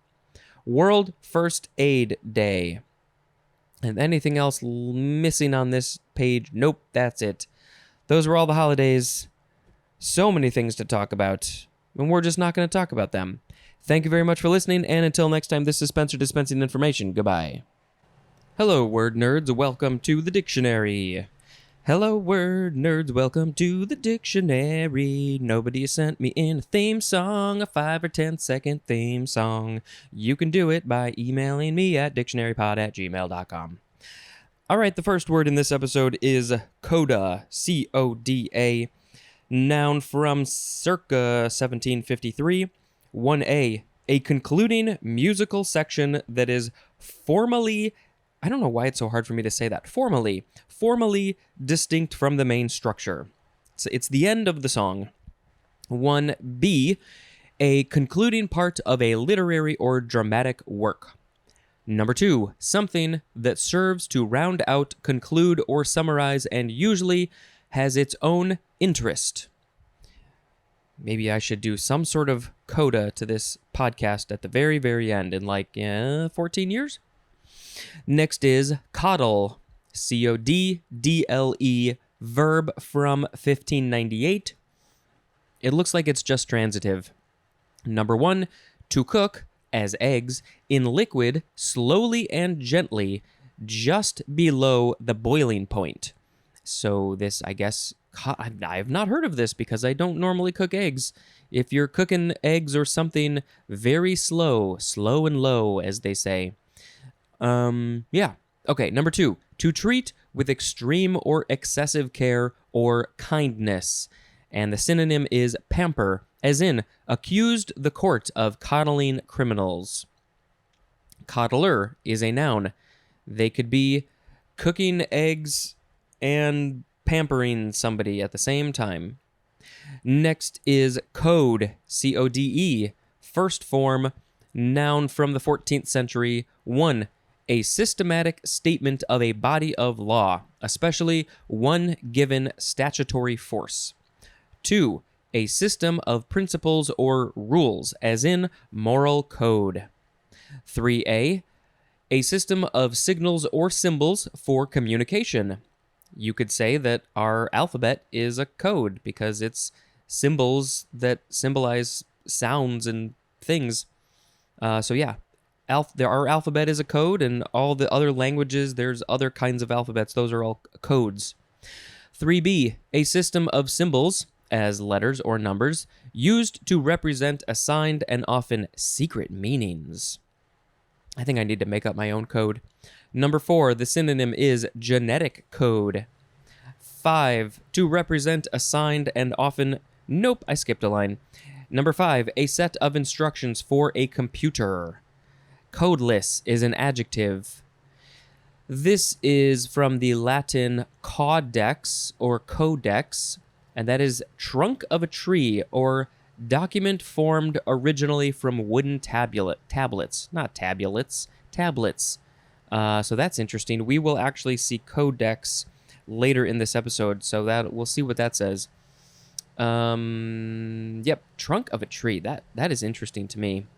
Now we have the second form of code. It is a verb from 1815, starting with transitive, to put in or into the form or symbols of a code.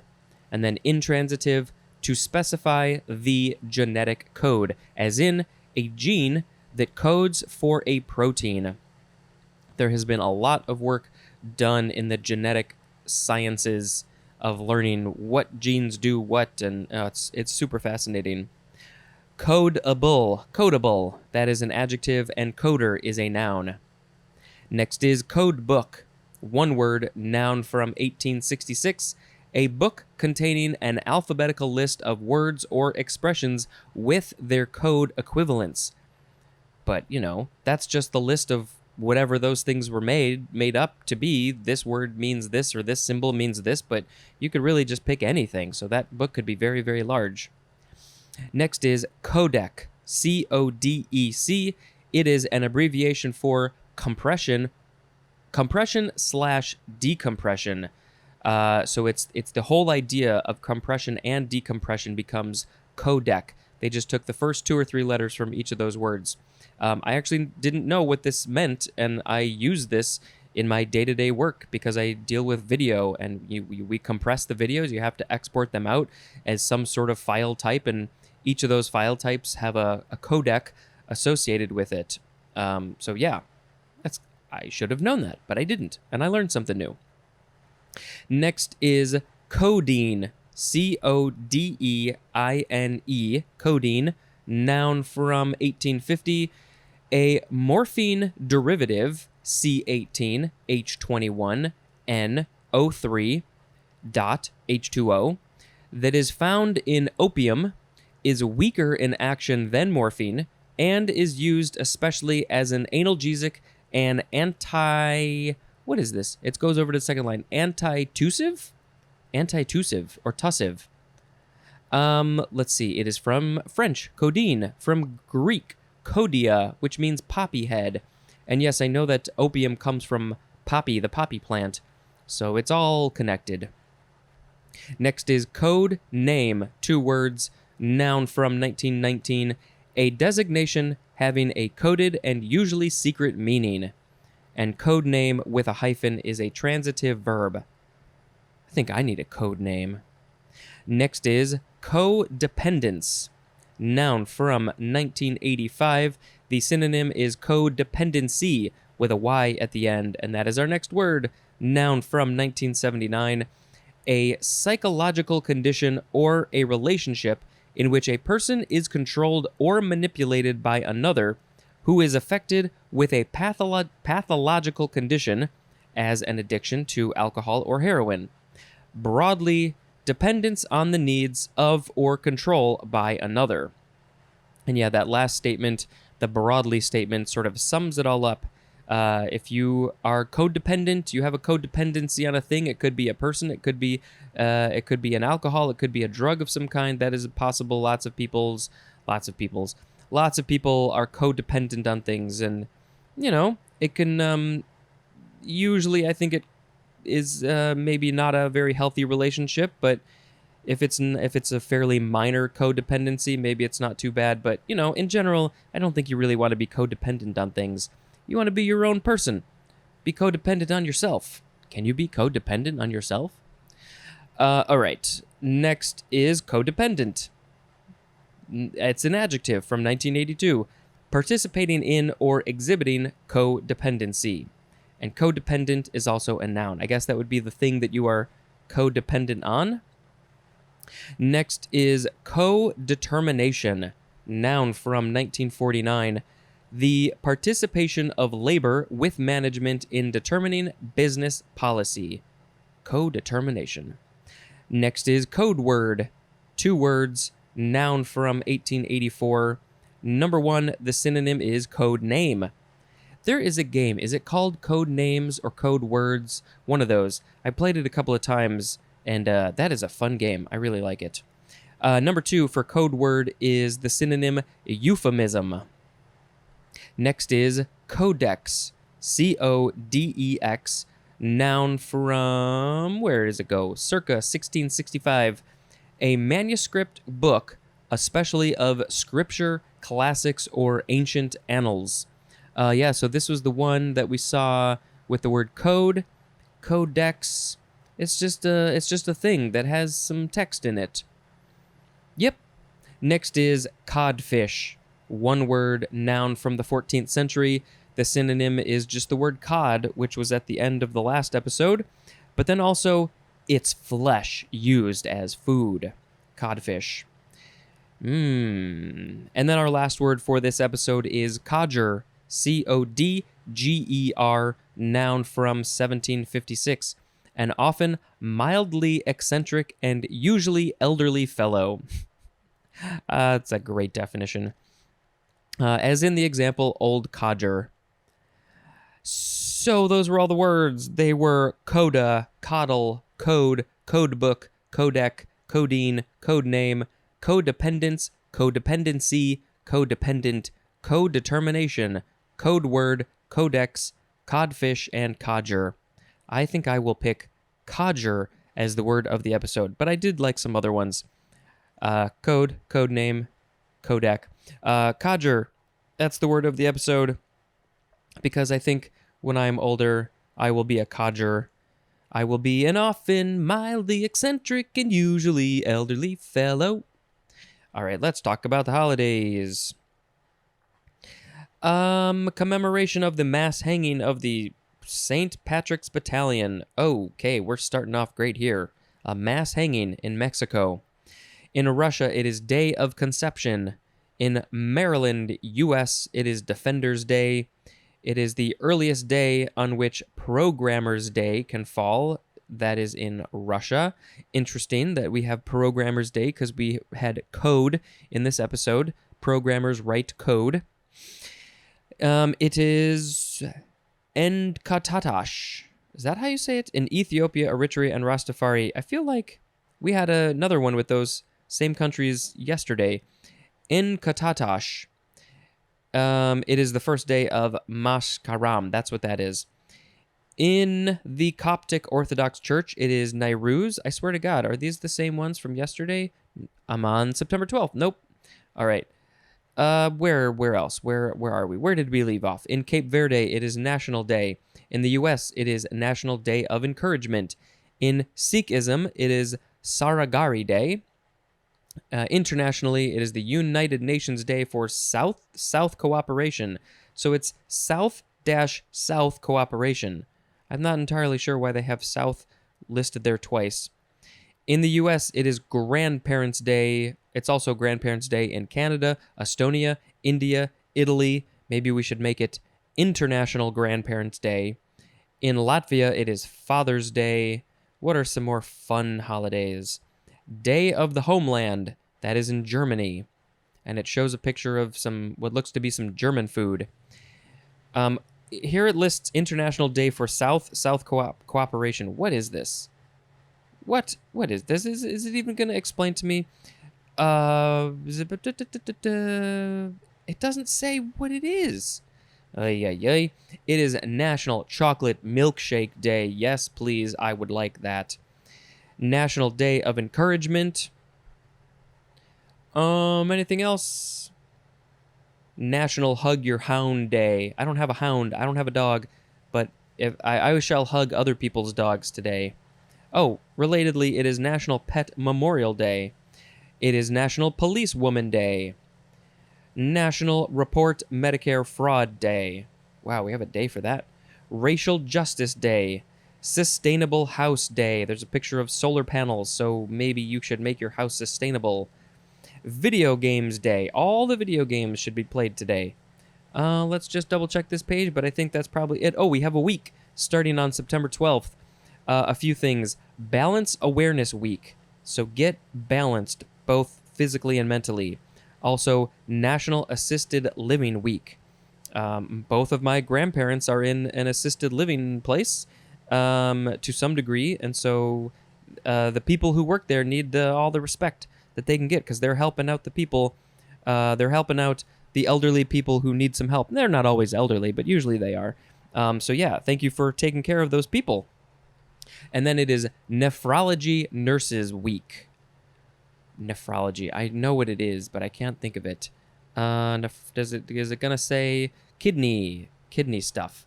And then any other days we're missing on September 12th.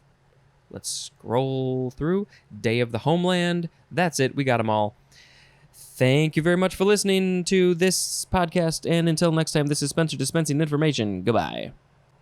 Well, hello, word nerds. Fancy meeting you here. Thank you for joining me today. I have called you all here today for this wonderful list of words that we're about to talk about.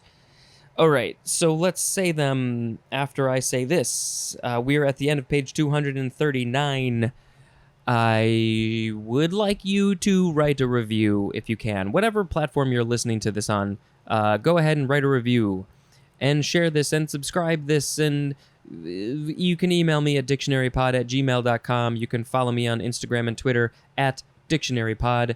If you want to leave me a voicemail, you can call the Google Voice number that's in the show notes. And if you want to hear me teach you how to say some words backwards, I have a series on YouTube. Maybe the link should be in the show notes. Let's do that. And if you want to write a little theme song for this, I think that would be fun. 5 or 10 seconds, something super short and fun. You can email that audio file to me. All right, so the words in this episode. The first one of them is codicil. Codicil, noun from the 15th century. 1. A legal instrument made to modify an earlier will. Number 2. The synonyms are appendix and supplement. So yeah, it's adjusting a previous thing. It's a change, an amendment, if you will. How do you say this word? Codicillary. Codicillary is an adjective. The etymology isn't that interesting. Moving on to codicology. No, it would be you could say codicology or codicology.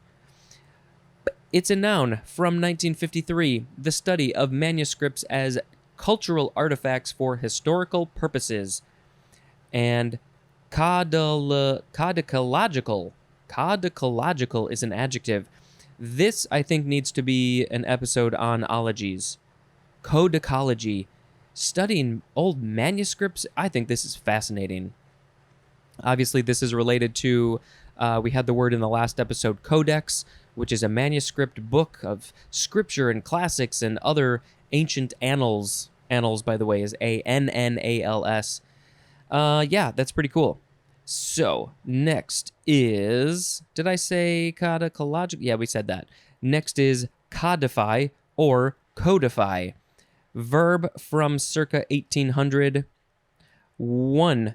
To reduce to a code. 2a. Synonym is systematize. Systematize. 2b. Synonym is classify. Codifiability or codifiability, that is a noun, and codification or codification is a noun. Next is coddling. Codling, first form, Noun from the 13th century. 1. A young cod. There's that little codfish swimming around. It's a codling. Number 2. Any of several hakes. Hakes.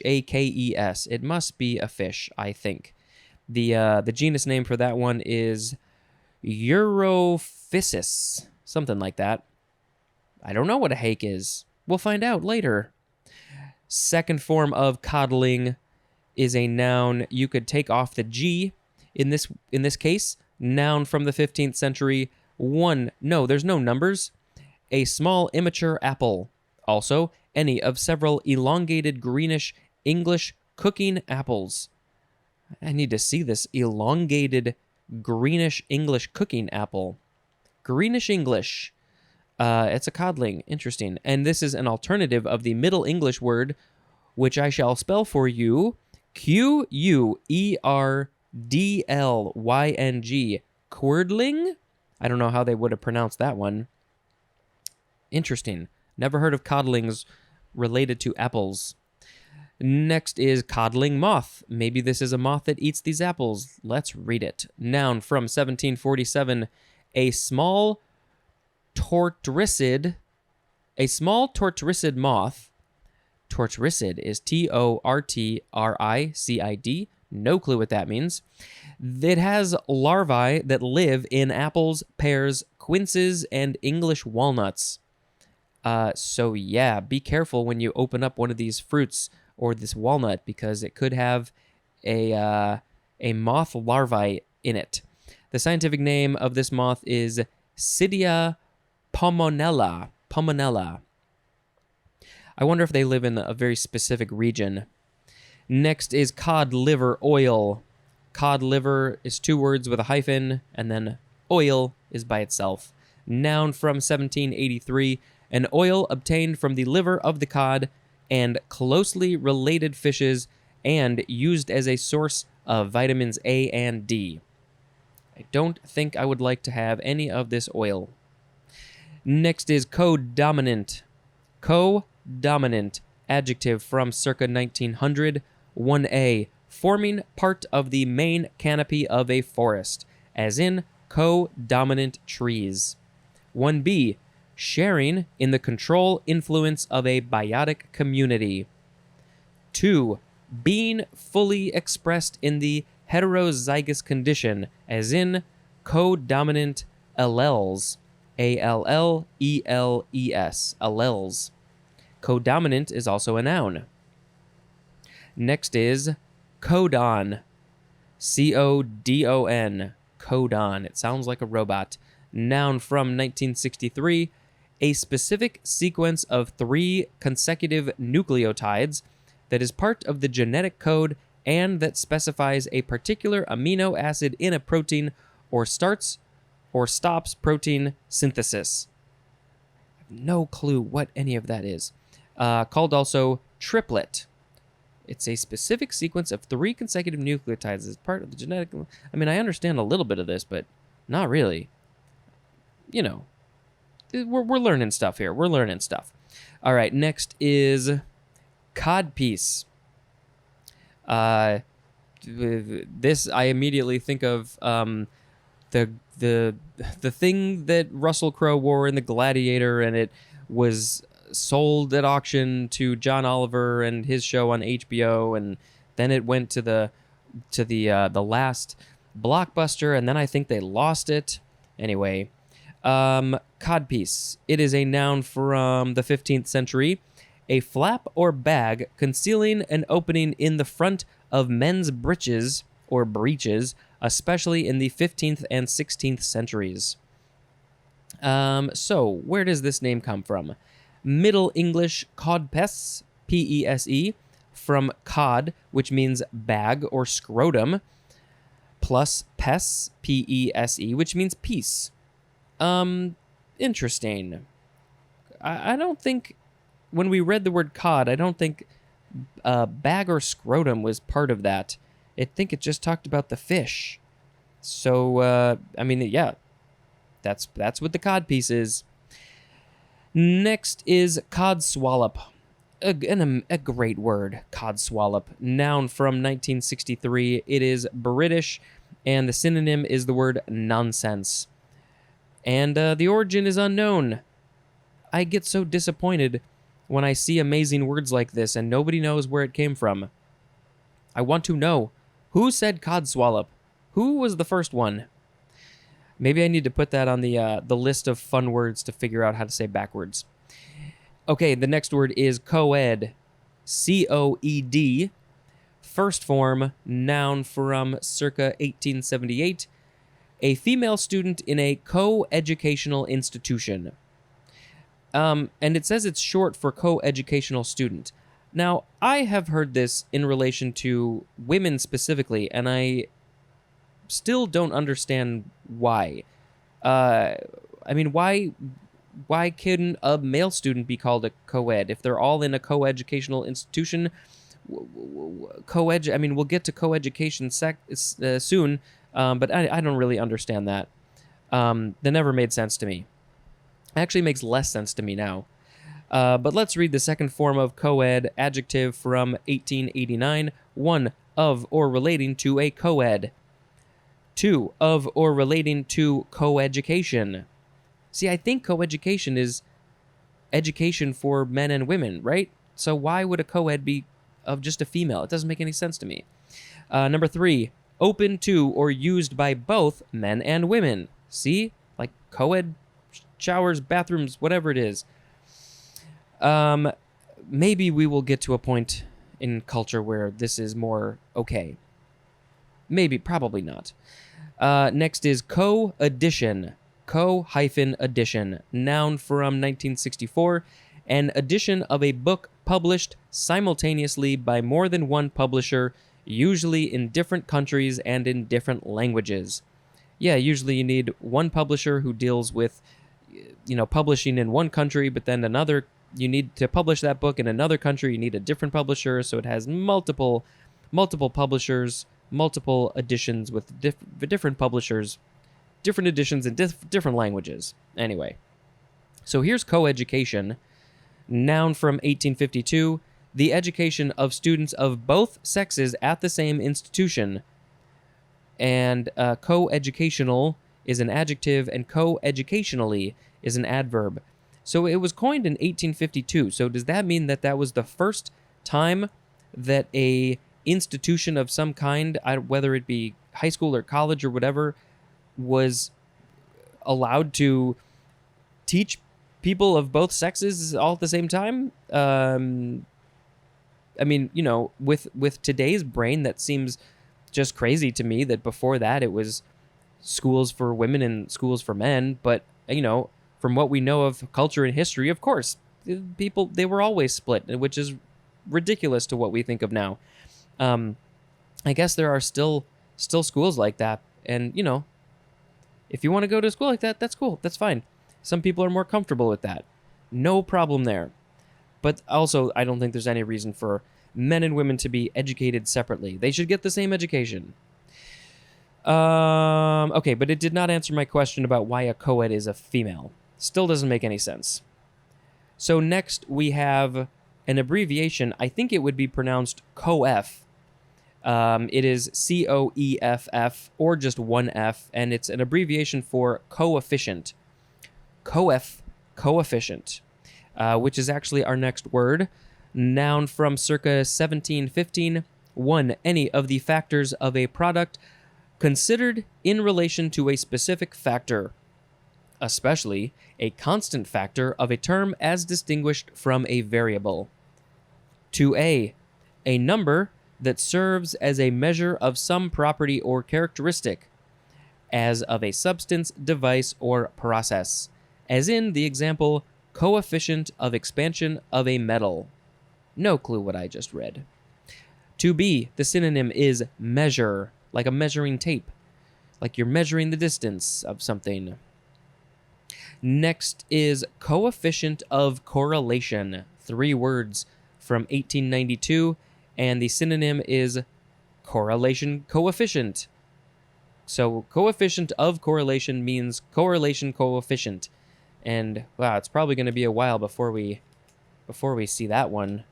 Correlation. Can I give you a date if you are curious? Wow, many. Okay, we're not even going to bother.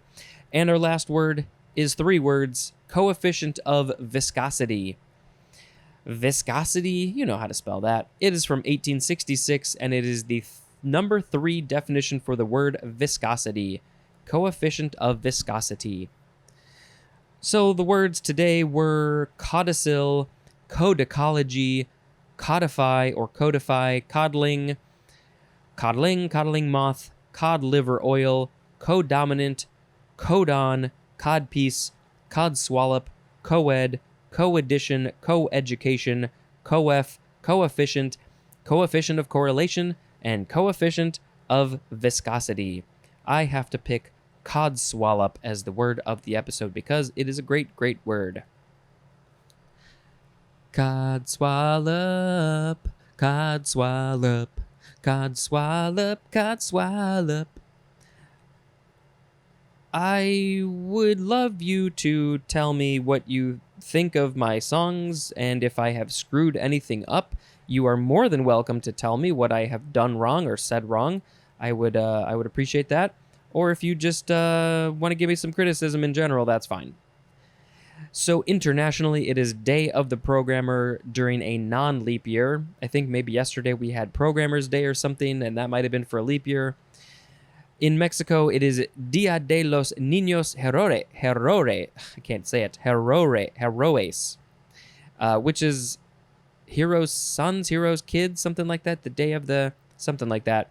In Mauritius, it is Engineers Day. In Africa, the UK, and Latin America, it is Roald Dahl Day. That is the author, Roald Dahl. Why not in the US? We can celebrate Roald Dahl here. I've read a handful of his books, and they're great. Yeah, if you haven't, go read some Roald Dahl. Let's see. He did Charlie and the Chocolate Factory, Witches, Matilda. That's a weird sound. I can't think of the rest off the top of my head. It is Super Mario Brothers' 35th anniversary. So what is that, 1986? Something like that? Happy birthday, Mario Brothers. If you don't know, the Mario Brothers, Mario and Luigi, their last name is Mario, which is why they are the Mario Brothers. Mario, and Luigi Mario. Who made this stuff up? That's so ridiculous. Some fun... Oh, wait. Let's just double check this page real quick. Not that page. This other page. Parliamentary Education Day in Norway. Switzerland has Zurich Target Shooting Festival ends. Target Shooting Festival? By the way, the Dia de los Niños Heroes is Day of the Children Heroes. So heroes that are children, I guess. All right, fun holidays. Bald is Beautiful Day. Yeah, go bald. It is Fortune Cookie Day. It is I'm on Top of It Day. I'm probably not. Ooh, International Chocolate Day. And there's a picture of lots of chocolates. I want it. It is Kids Take Over the Kitchen Day. I heard a story yesterday of my brother-in-law when he was 10 years old. He was a very responsible child. And he borrowed some money from his mom, and he took the bus to the grocery store, and he bought the fixins for tacos and went home and made tacos for the family all by himself at 10 years old. I'm super impressed by that. So he was a kid that took over the kitchen. And maybe if you have kids, you can try this experiment. Let them take over the kitchen. See what happens. Let me know. It is National Boss/Employee Exchange Day. What does that mean? That they swap places for a day? Ooh, I don't think I would want to do that. National Celiac Awareness Day. Be more aware of the people who got the celiacs and can't have gluten and stuff. National Defy Superstition Day. And there's a picture of a black cat. Because there's no problems with black cat. I know that they're really hard to adopt. They're just like all the other cats, maybe better. So don't be superstitious. National Peanut Day. If you're allergic, stay away from today. But I do like peanuts and peanut butter. Positive Thinking Day. if you are regularly, it's actually pretty amazing what sort of effect positive thinking can have on your mental state. If you are actively thinking negatively about something, maybe try and consciously think the opposite way. Think positively about whatever it is. Think the other way and see how that changes your attitude about life. Just give it a shot, just today. It is Programmer's Day. As I said, it is Roald Dahl Day. I'm guessing would have been his birthday today. Probably. It's not saying, but I think it is. Snack a Pickle Day. Snack a pickle. Supernatural Day. Go do something supernatural. Uncle Sam Day. And I think that is probably it. Oh, wait, there's more. European Heritage Days. And now that's it. So that's the end of this episode. I think that is all I have to say to you today. I don't know if I've got any personal things for those of you who like that. I haven't thought of anything to say. Today, it's like a month ago, I'm going to celebrate my dad's birthday with my family and eat some food and hang out and have fun. All right. Thank you very much for listening. And until next time, this is Spencer dispensing information. Goodbye. Hello, word nerds. Welcome to the dictionary. So we are at the top of page 240. Real quick, I feel like if you're listening to this podcast, you might appreciate this. You might be the type of person who would appreciate this. Yesterday, what is today? August 20th, 2021. So many 20s. I went to the opening night, first night of Fump Fest in the Chicago area. Fump Fest 2021. Fump Fest is all about funny music, and mostly when I was a kid, I would listen to funny music of various kinds. Obviously, Dr. Demento played a big part in that, and he is the guest of honor at this year's Fump Fest. I have to enunciate it so clearly. He's been doing this for 50 years. He has been providing funny music. Other people make the music, and then he plays it on his radio show, which I think is, all over the place. You can stream it now and stuff. But yeah, I went to the show, and it's a really awesome group of people. And I'm going to go again today, Saturday, and I'm going to see if maybe I can get some episodes recorded with some guests there for this show. They might be like 20, 30 minutes long. I think it'll be nice to hear from some other people, other points of view about these random words that we're talking about. Anyway, that's just a thing that's been going on with me recently, if you care. You should also go listen to some funny music, because it's funny, and we all need to laugh. All right, let's talk about the words. The book, you done it again. You put the wrong word at the top of the page to distinguish what is the first word of the page. It's not. It says the first word is it's a suffix, but it's not. The suffix word is actually the second word in this episode. So I hope that got fixed in the next episode, or in the next what do they call it? Next version, next issue, next edition. I think that's what it is. So the first word, the real first word, is coelacanth. It's spelled fun. Coelacanth. Coelacanth. This is the fish. I mean, I'm going to read the real definition in a second, but this is the fish that I think that they thought was extinct, and then they found it swimming around in the ocean, and they said, "Hey, that fish isn't extinct like we thought it was. It's really, really real. It's real. It's here. It's now." So let's talk about the coelacanth. This is a noun from 1857. Any of an order of lobe-finned fishes known chiefly from Paleozoic and Mesozoic fossils.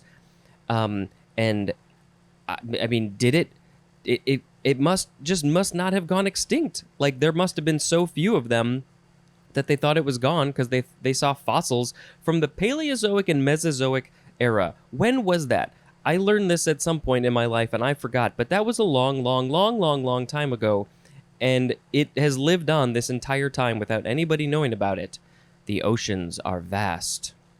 The order name is Coelacanthiformes, and this is from Greek koilos, which means hollow, plus acantha, which means spine. So hollow spine, I guess. And there's more at the word cave. So we'll see if we can find a picture of a coelacanth, a modern picture, not an old picture. I also think that this fish was in the first version of Animal Crossing. That was the only game, that was the only version I played. I assumed that it would be in other versions as well. But you would go fishing, and it was a very rare fish to find, I think. Man, I'm such a nerd. Not as nerdy as some of you, but I am nerdier than most. Oh, by the way, there's a picture of a coelacanth. How did I forget to say that? It looks like a sort of a funky-looking fish, and not terribly funky-looking. It's got some interesting features. It looks cool. I like it. I like you, coelacanth. Let's move on to the suffix coele, or just coel. This is the one that the page says is the first word, and again, it's not the first word. It is a suffix, like I said. It means cavity, chamber, ventricle, and I guess you would pronounce it seal, because the examples are blastocele and enterocele. But again, I don't really remember how to pronounce those words. Well, we haven't gotten to the second one. I don't remember. I assume it's seal, blastocele. Sure, that's close enough. Anything interesting? From the New Latin suffix coelus, which means hollow or concave. Hollow, concave, cavity, chamber, ventricle. That's it. Next, we have coelenterate or coelenterate. Noun from 1872. Any of a phylum of radially symmetrical invertebrate animals, including the corals, sea anemones, jellyfishes, and hydroids, called also cnidarian, which starts with a C. This is from Greek, koilos plus enteron. Enteron means intestine.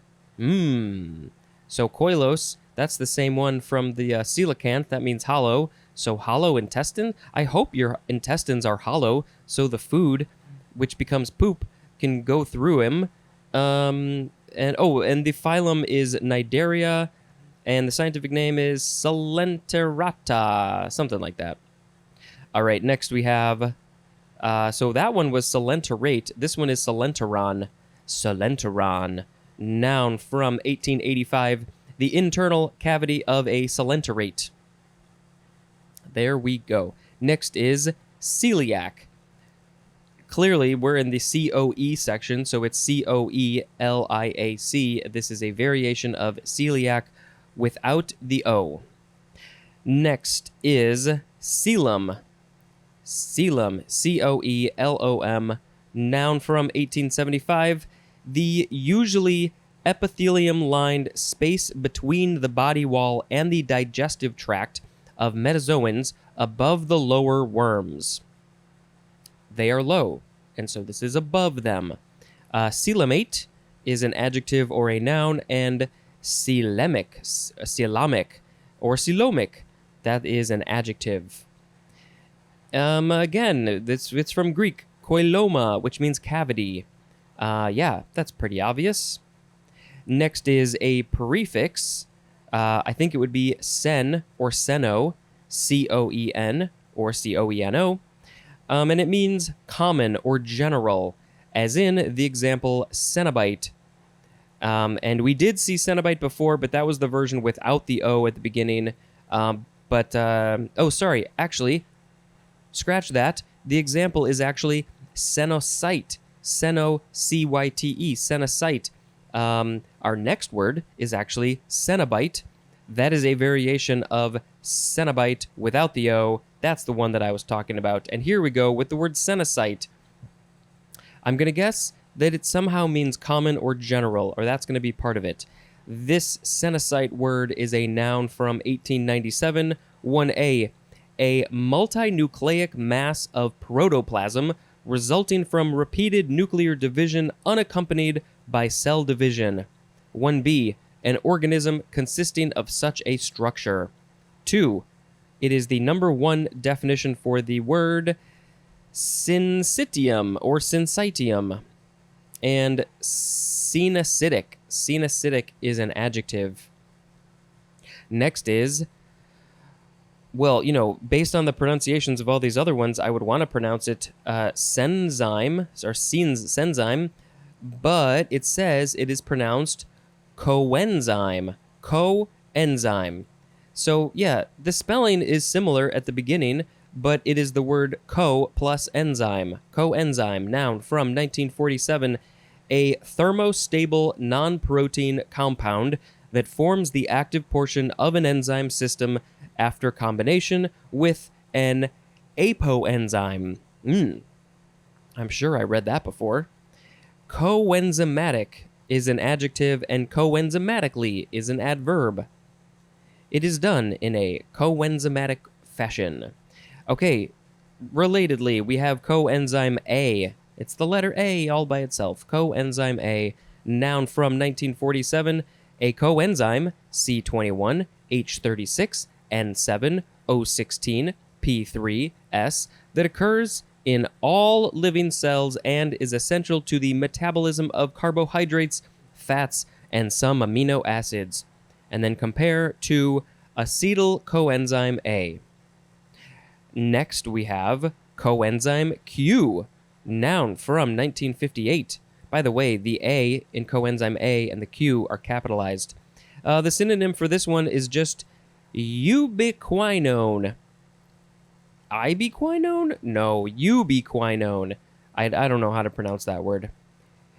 Next, we have co-equal, adjective from the 14th century, equal with one another, as in co-equal branches of government. Co-equal is a noun, co-equality is a noun, and co-equally is an adverb.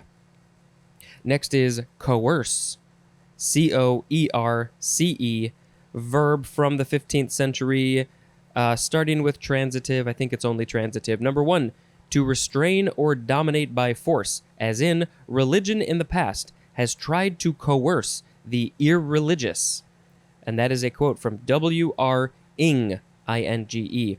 I'm not going to lie. This has been a common thing in some religions. Religions in the past has tried to coerce the irreligious. Some people are irreligious. They are not religious. They don't want to be religious of any kind.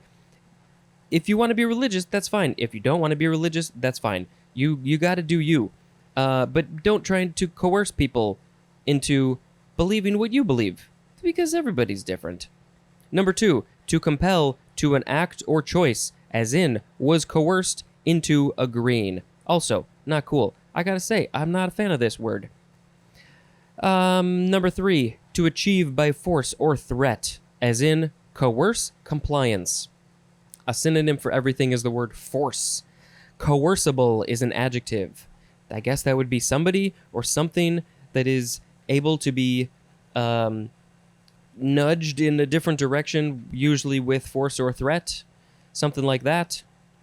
This is from the Latin coercere, which is from co plus arcere. I don't know how to pronounce this word, which means to shut up or enclose. Interesting. And there's more at the word arc, A-R-K.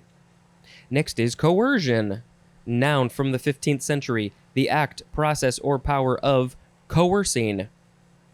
And our last word is coercive, C-O-E-R-C-I-V-E, adjective from circa 1600, serving or intended to coerce, as in coercive power, also as in coercive measures. Coercively is an adverb and coerciveness is a noun. So, I have to reread the words and then I have to pick one as the word of the episode. So the words today were coelacanth, seal, I think it's a suffix, coelenterate, coelenteron, celiac, coelum, cenobite, cenocite, coenzyme, coenzyme A, coenzyme Q, co-equal, coerce, coercion, and coercive. This is very difficult. I did not understand a lot of the things that I read here. There was a lot of scientific-y stuff. Co-equal, what did that say? Equal with another. Yeah, I like that one. I'm going to pick co-equal as the word of the episode. It's great when we can all be equal with one another. The entire world should be co-equal. Co-equal. Co-equal. All right. I think it is time to read the holidays for today, September 14th. Romania has Engineers Day. In the Hindi-speaking states of India, it is Hindi Day. In the Ukraine, it is Mobilized Servicemen Day. In Nicaragua, it is San Jacinto Day. And we'll quickly check this page. In Bolivia, it is Dia de Cochabamba. Cochabamba. That is a fun word to say. All right, let's look at some fun holidays. I feel like this page still isn't showing me everything because I keep on hearing about, oh, well, there's this day today. And I was like, well, I didn't read that on this website that I read. It is Eat a Hoagie Day. It is Gobstopper Day. Ooh, those are those. So I think the word was probably invented from the book/movie Willy Wonka and the Chocolate Factory, or Charlie and the Chocolate Factory. And then it became a candy, which is just basically a really, really hard thing of sugar that is going to take you a long time to eat. And I used to enjoy that. And then there's Jawbreakers. They're just small jawbreakers, aren't they? It is National Ants on a Log Day. Raisins, peanut butter on a piece of celery. I don't understand who thought that this would make any sense whatsoever. But, hey, I kind of like it. I know some people have strong opinions on aspects of this. Are there different versions of ants on a log? If you put a different thing on it, would it be something else on a log? Or I don't know. Let's have some fun with that. It is National Coloring Day. I've been meaning to do some coloring books just because it's fun, so I think I should do that someday. It is National Cream-Filled Donut Day. It is National Live Creative Day. I don't think it's Live Creative Day. I think it's Live Creative Day. And I try to live creative every day just because I can't help it. In the UK, it is National Quiet Day. So we will be very quiet, except I'm not in the UK, so I don't have to be quiet. It is Support Latino Business Day. That's good. If you can find one, if there's some in your neighborhood, go support them. It is the Exaltation of the Holy Cross. And, I think that's good for that. And let's just quickly check this other page. Oh, yes. We have a couple of weeks that are starting. Yesterday, I missed 2 weeks. It is National Eczema Week. I think some people also pronounce it eczema. That's fine. That's cool. I appreciate that. But I say eczema just because that's what I do. It is also National Jeans for Jeans Day. I feel like... Wait. It says it's National Jeans for Jeans Day, but it's a week. So is it National Jeans for Jeans Day week? It doesn't... something got messed up here. So that's September 13th to the 19th, both of those weeks/days. And then also another week that's starting today on the 14th is National Coding Week. Go learn how to do some coding on the computers. And then we have to... What else we got on this day? Did we miss anything? I gotta... Oh, yeah, no, that's it. We got them all. Yay. All right, I'm going to end this episode there because I can. Thank you very much for listening, and until next time, this is Spencer dispensing information. Goodbye. Hello, word nerds. Welcome to the dictionary. Why are you listening to this? I hope you find this educational and or entertaining of some kind. Yeah. I like it. I'm enjoying it. It's fun for me. I hope it's fun for you. Yeah. Let's do this. The first word in this episode is coercive force. 2 words, coercive and force. Noun from 1827. The opposing magnetic intensity that must be applied to a magnetized material to remove the residual magnetism. So we had 3 forms of the word magnet of some kind. Magnetic, magnetized, and magnetism. Fun. Next we have coercivity. Coercivity. Noun from 1898. The property of a material determined by the value of the coercive force when the material has been magnetized to saturation. I don't understand what's happening with these definitions. Next is coetaneous. Coetaneous. Adjective from 1608. And the synonym is our next word, which is pronounced coeval. Coeval. Is that like two evil villains? No, it's not spelled that way. It is spelled Coeval. Coeval. That is the same as coetaneous. Coetaneous, coeval, same thing. This coetaneous word is Latin from co plus aetus, which means age, and there's more at the word age. So somehow age is related to coeval as well. Let's read that one. It is an adjective from 1645 of the same or equal age, antiquity, or duration. Okay, so I guess if somebody's the same age as me, we are coeval. Another synonym would be the word contemporary. Coeval is a noun. Also, coevality. Coevality is a noun as well.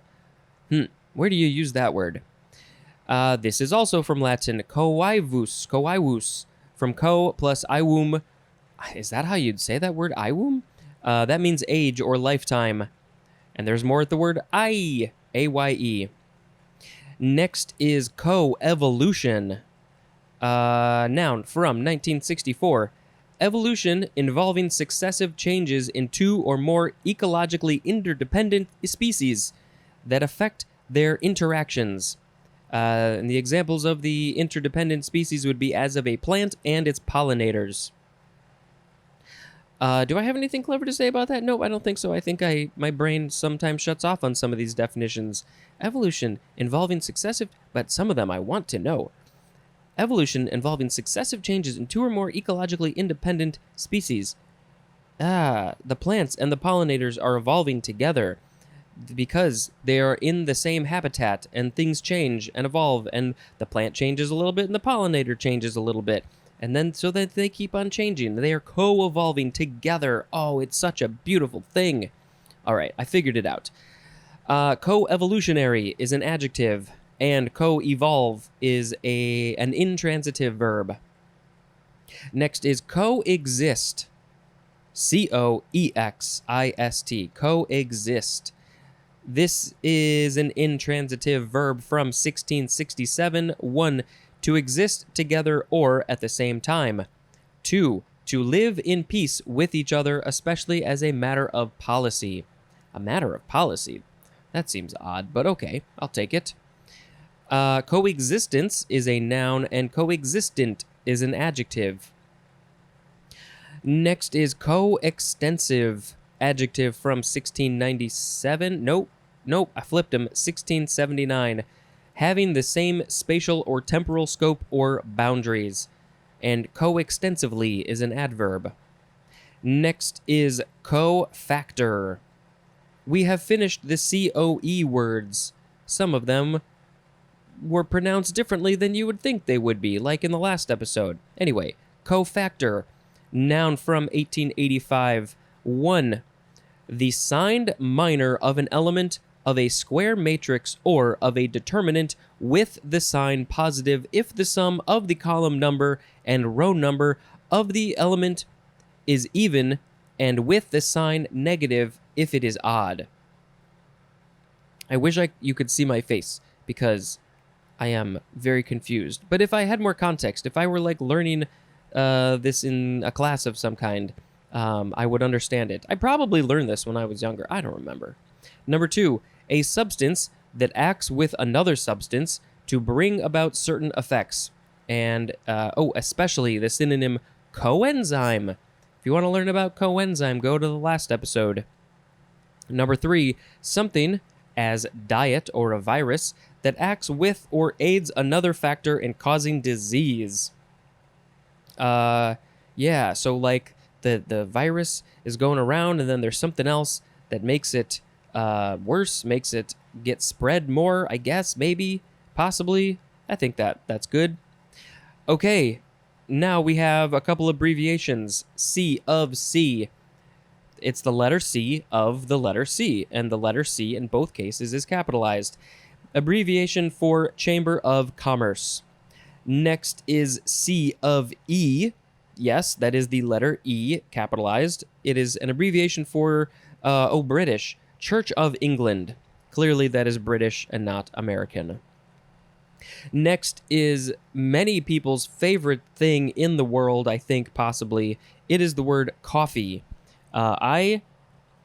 Before we get into the definitions, I have to say, because this is my platform to talk about myself, I don't like coffee, but recently I have actually been taken to drinking coffee fairly regularly, but I know this is sacrilegious, but I do put sugar in it. I can't drink it if it doesn't have some sort of sweetness, because if you are a regular listener, you know that I like the sweet stuff. So I make my wife makes cold brew. She brews the cold brew in the thing that we got in the fridge, and then I mix it with the hot water, and I put the sugar in it so it's all tasty and yummy, and then I drink it like this. And it is hot.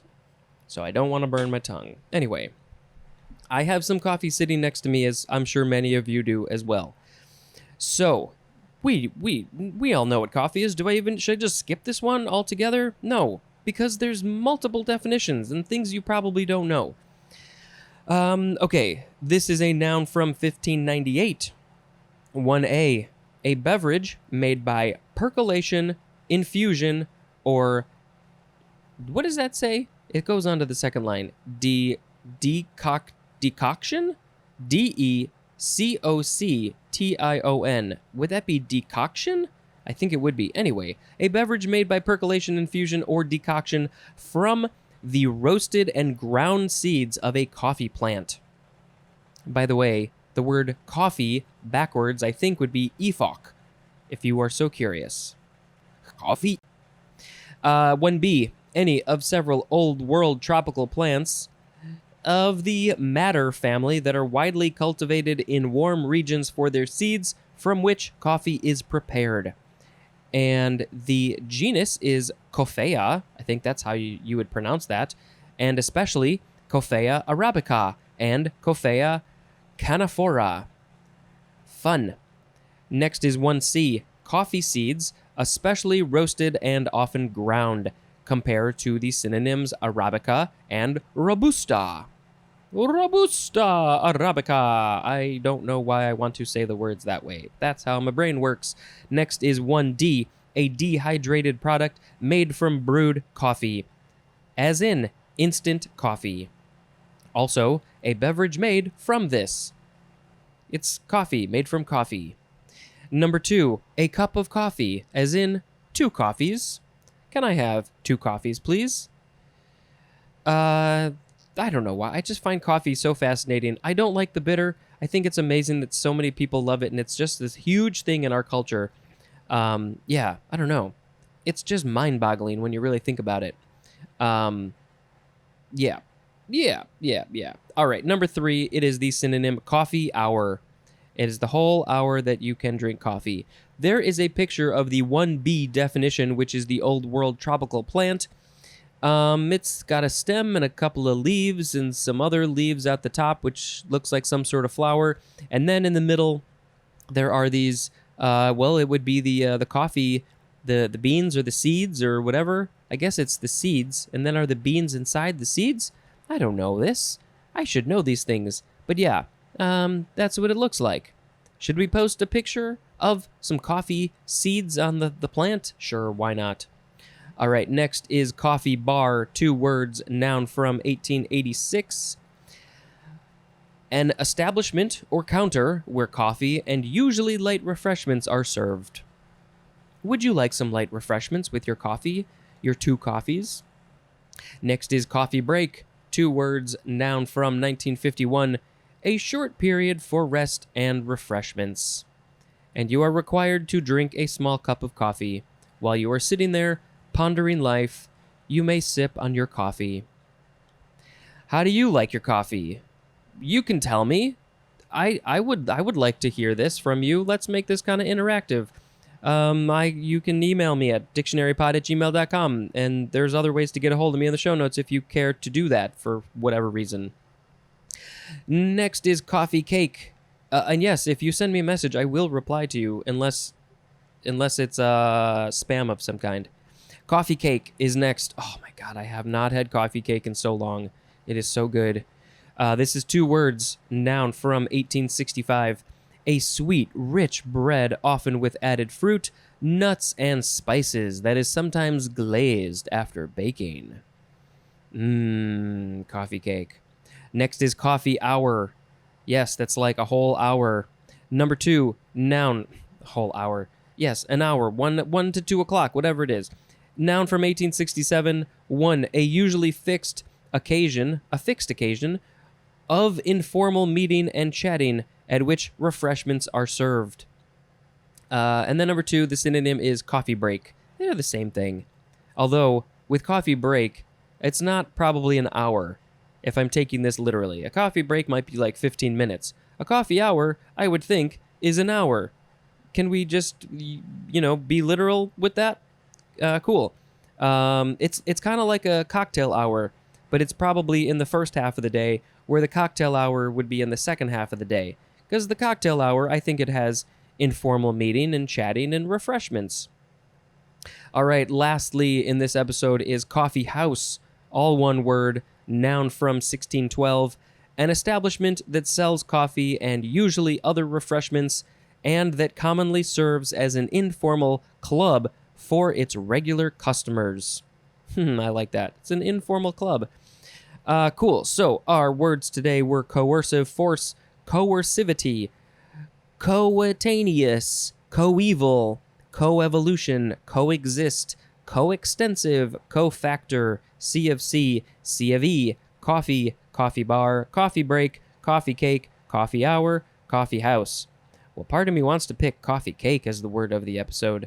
And I'm sure that all of you would love me to pick coffee because you probably love coffee, chances are. But I am going to pick coexist as the word of the episode. It's kind of like the one that I picked in the last episode, co-equal. I just feel very strongly that we need to all coexist together in a loving and peaceful way. And I know that that is maybe cliche or something, but I just feel strongly about that.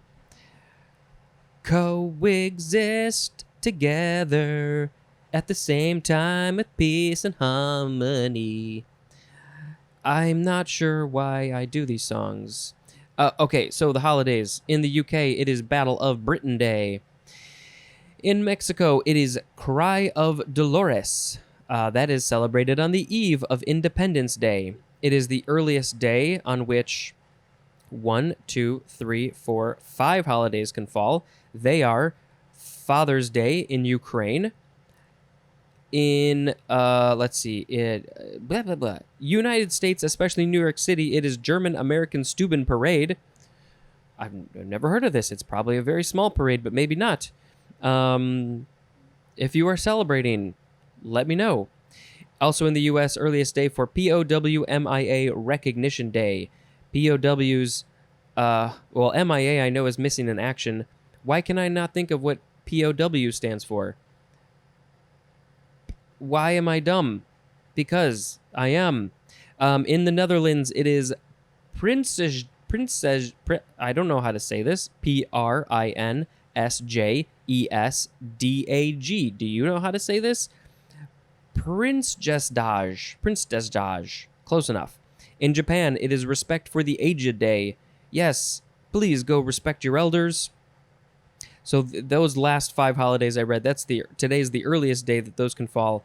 In India, it is Engineers Day. It is Independence Day in, what is this? So many places. Yes, Guatemala, El Salvador, Honduras, Nicaragua, and Costa Rica.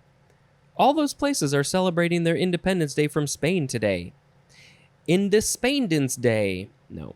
It is International Day of Democracy. In Azerbaijan, it is Knowledge Day.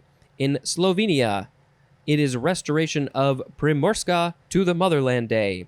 In Thailand, it is Silpa Birasri Day. It is the beginning of German American Heritage Month. Oh, so maybe that's what that parade is. It's German American Stuben Parade. Maybe that's because it's the beginning of German American Heritage Month. It is also the beginning of National Hispanic Heritage Month.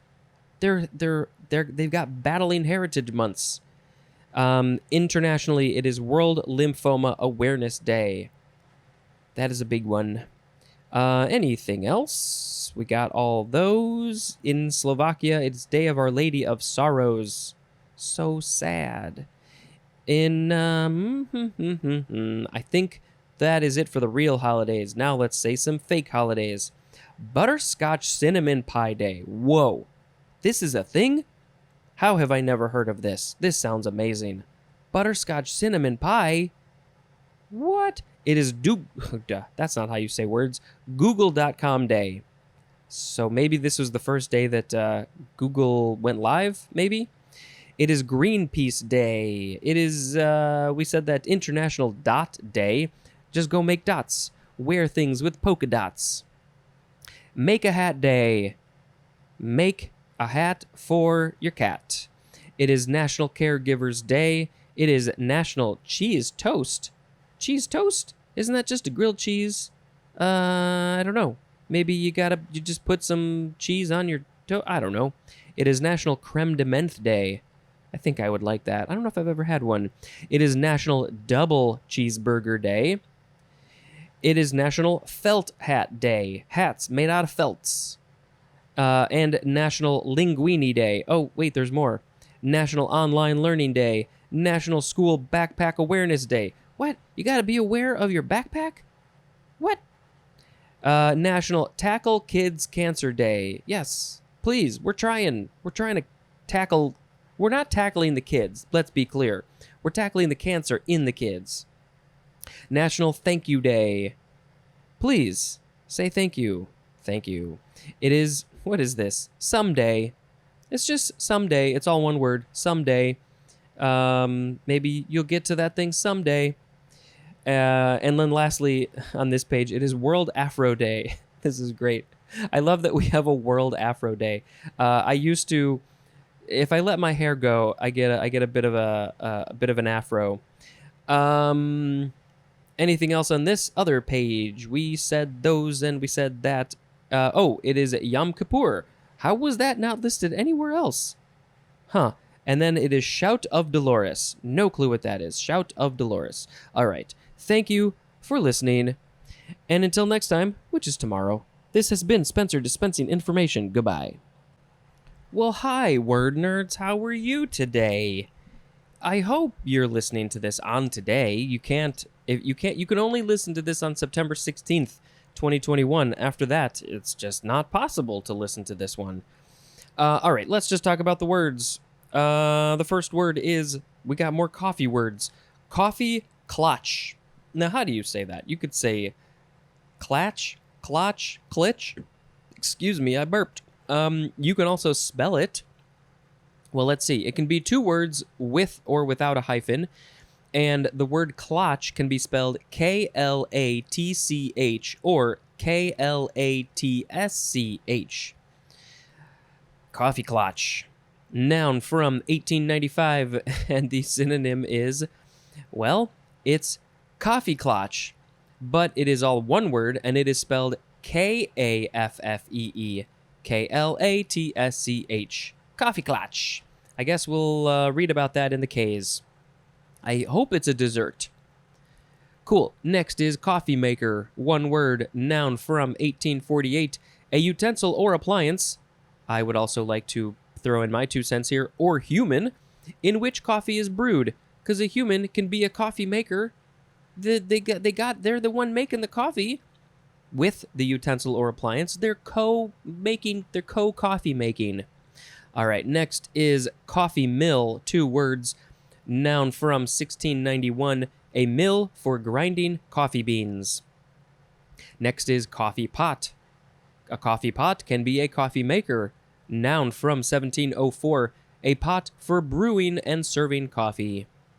Next is coffee ring. 2 words, noun from 1924, coffee cake in the shape of a ring. It's just more coffee cake. I don't think I've ever seen this before, a coffee ring. Next is coffee roll. 2 words, noun from 1945, a sweet roll. I guess maybe you have it with a coffee or you dip it in coffee and that's why it's called a coffee roll. I've never had this. Why have I not had this? I mean, I've had rolls that are sweet. Maybe I have had a coffee roll. I don't know. Moving on to coffee room.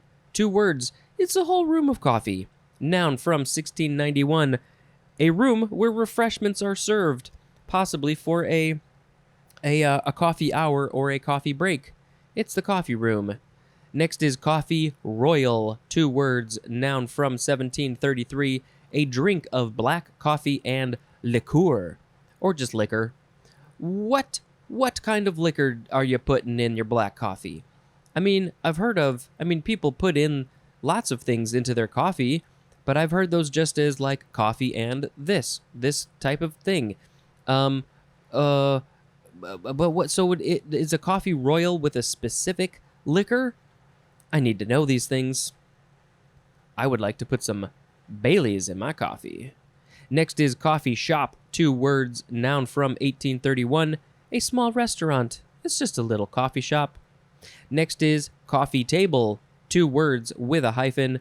Adjective from 1962 of relating to or being an article, as a book or magazine, intended for display, as on a coffee table. Wait a minute. So, coffee table, 2 words with a hyphen, is the thing that is displayed on a coffee table? I have never heard that used that way. I've heard coffee table book, but not just coffee table. It's a coffee table? No, the coffee table is the table. Well, so that's the next thing. That's the next thing on our list of words. It's coffee table, 2 words, there's no hyphen. Noun from 1877. A low table customarily placed in front of a sofa, called also cocktail table. Yes, we saw that recently when we got to cocktail table. These are fine. You put your stuff on there, but it's not very good for eating dinner on because you got to hunch over. The funny thing about that is that I often do eat dinner at the coffee table, although I usually put my feet up on the table on a pillow, and then I just have the plate on my lap. But sometimes if it's maybe kind of messy, then I'll put it on the coffee table. But it's a little uncomfortable, I'm not going to lie. Next is coffee tree. 2 words. Noun from 1732. 1. A tree, as Arabica, that produces coffee. Arabica is a type of tree that produces coffee. Number 2. The synonym is Kentucky coffee tree. Kentucky coffee tree, Kentucky coffee tree, Kentucky coffee tree, Kentucky coffee tree. Next is coffer or coffer. Coffer. First form, noun from the 13th century. 1. The synonym is chest, especially the synonym strongbox. Number 2, the synonyms are treasury and funds, and that is usually used in plural. Number 3, a recessed panel in a vault, ceiling, or soffit. This is from the Latin coffinus, which means basket. Second form of coffer is a transitive verb from the 14th century. 1, to store or hoard up in a coffer. That would be in the vault and the ceiling and the soffits and the other places. Number 2, to form as a ceiling with recessed panels. Next is cofferdam. Is that how you would say it? Cofferdam? Cofferdam. Coffer, and then D-A-M, 1 word, noun from 1736. 1, a watertight enclosure from which water is pumped to expose the bottom of a body of water and permit construction, as of a pier. Number 2, a watertight structure for making repairs below the waterline of a ship. Next is coffin. Coffin, you know what a coffin is, probably. First form, noun from 1525, a box or chest for burying a corpse, and then compared to the word casket. It's just another name for it. I don't think they're different, caskets and coffins. That is where you put the dead bodies. Some people put the dead bodies in coffins. Other people put them other places, or they burn them up. But yes, those are usually the 2 options. But there's other things that you can do with dead bodies. Why are we talking about this? You can put them in, you can crush them down into gems. You can put them into turn them into a tree. There's so many ways that you can You can do what you can do with your dead body when you're done with it. You have finished using that meat bag, and then you can do something else with it.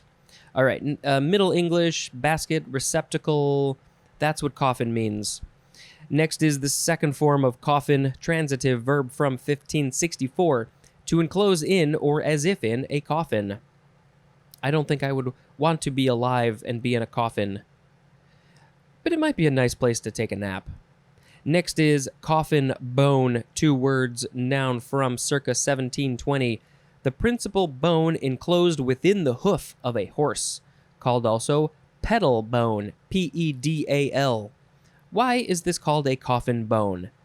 I don't understand that. You didn't give me no explanations.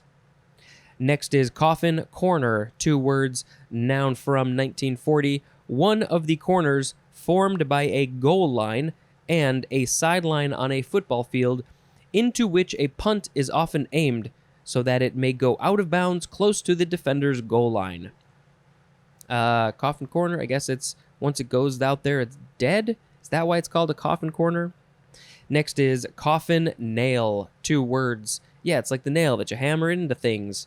Noun from 1888. It is slang for the synonym cigarette. I see where they're going with that. I mean, for one thing, it's shaped like a nail, but not literally, but more metaphorically. If you're smoking the cigarettes, it could be the thing, the nail, the thing that, what's the phrase?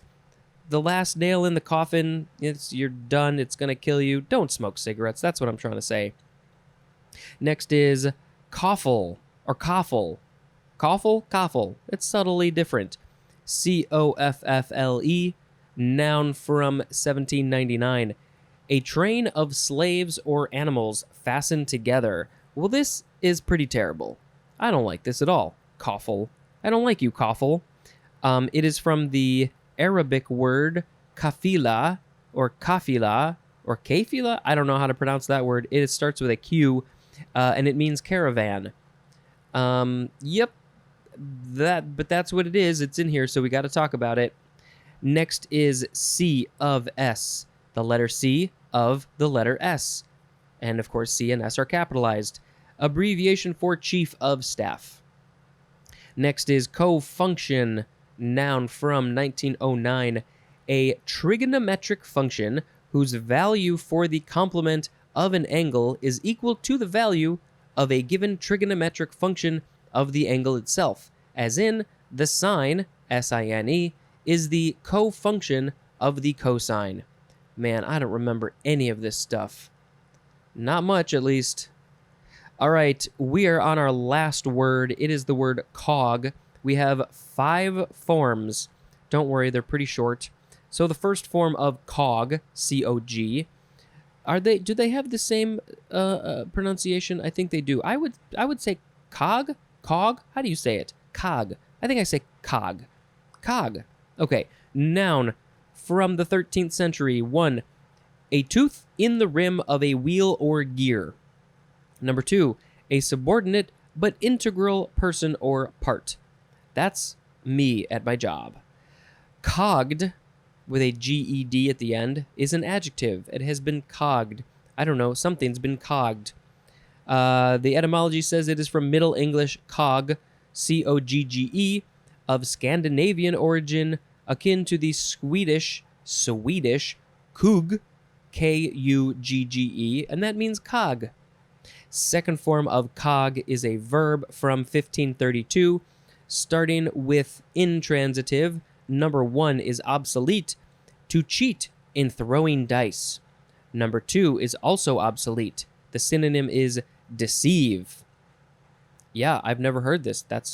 I have not heard this because it is obsolete. Interesting. Number 3, it's also obsolete. To use venal or venal. To use venal flattery. I'm not sure what venal is, but I'm guessing it's something. Okay, now we have transitive. Number 1, to direct the fall of fraudulently. And then the thing that you would be directing the fall of would be dice. So that is where we get the cheating, deceiving, how you can direct the fall of the dice. fraudulently. I have no idea. People, I guess, are very talented. I could not do that. And then number 2 is also obsolete. It is the synonym wheedle. Wheedle. Wheedle. And then this is from the obsolete cog, which means a trick. Ooh, maybe we're going to see that because now we have the third form of cog. I don't think any of these are trick. Anyway, third form of cog, transitive verb, 1823, to connect by means of mortises and tenons. And the things that you are connecting could be timbers or joints. Probably an alternative of the word cock, C-O-C-K, which means to cog. Fourth form of cog, noun from 1830. It sounds so weird to say this word. It is a tenon on a beam or timber. Tenon is T-E-N-O-N, if you don't know. And then our last one is the fifth form of cog, abbreviation for the word cognate. C-O-G-N-A-T-E. That will be in tomorrow's episode. So, the words today were coffee clutch, coffee maker, coffee mill, coffee pot, coffee ring, coffee roll, coffee room, coffee royal, coffee shop, coffee table, coffee tree, coffer, cofferdam, coffin, coffin bone, coffin corner, coffin nail, coffle, C of S, co-function, and cog. I'll probably pick one of the coffee. Yeah, maybe we should pick coffee ring as the word of the episode because it's coffee cake in the shape of a ring, and I did not pick coffee cake in yesterday's episode, so I sort of got to pick it today. Coffee ring, it's a ring of coffee cake. I'm gonna eat it up, I'll start from one end, and I'm gonna go all around in a circle and eat the coffee ring. All right, that happened. It is today. So I think these holidays are getting messed up, right? Because it says that it's Cry of Dolores, but I thought that yesterday had Cry of Dolores from some other thing. I don't know. Something's weird here. It is Independence Day in Papua New Guinea. It is International Day for the Preservation of the Ozone Layer. In Malaysia, it is Malaysian Armed Forces Day. Also in Malaysia and Singapore, it is Malaysia Day. In Libya, it is Martyrs Day. In St. Kitts and Nevis, it is National Heroes Day. Anything else? It is Mexico Independence Day. See, this says Yom Kippur starts, but the other page said that it was yesterday. Why can't they get on the same page? Literally, I don't know.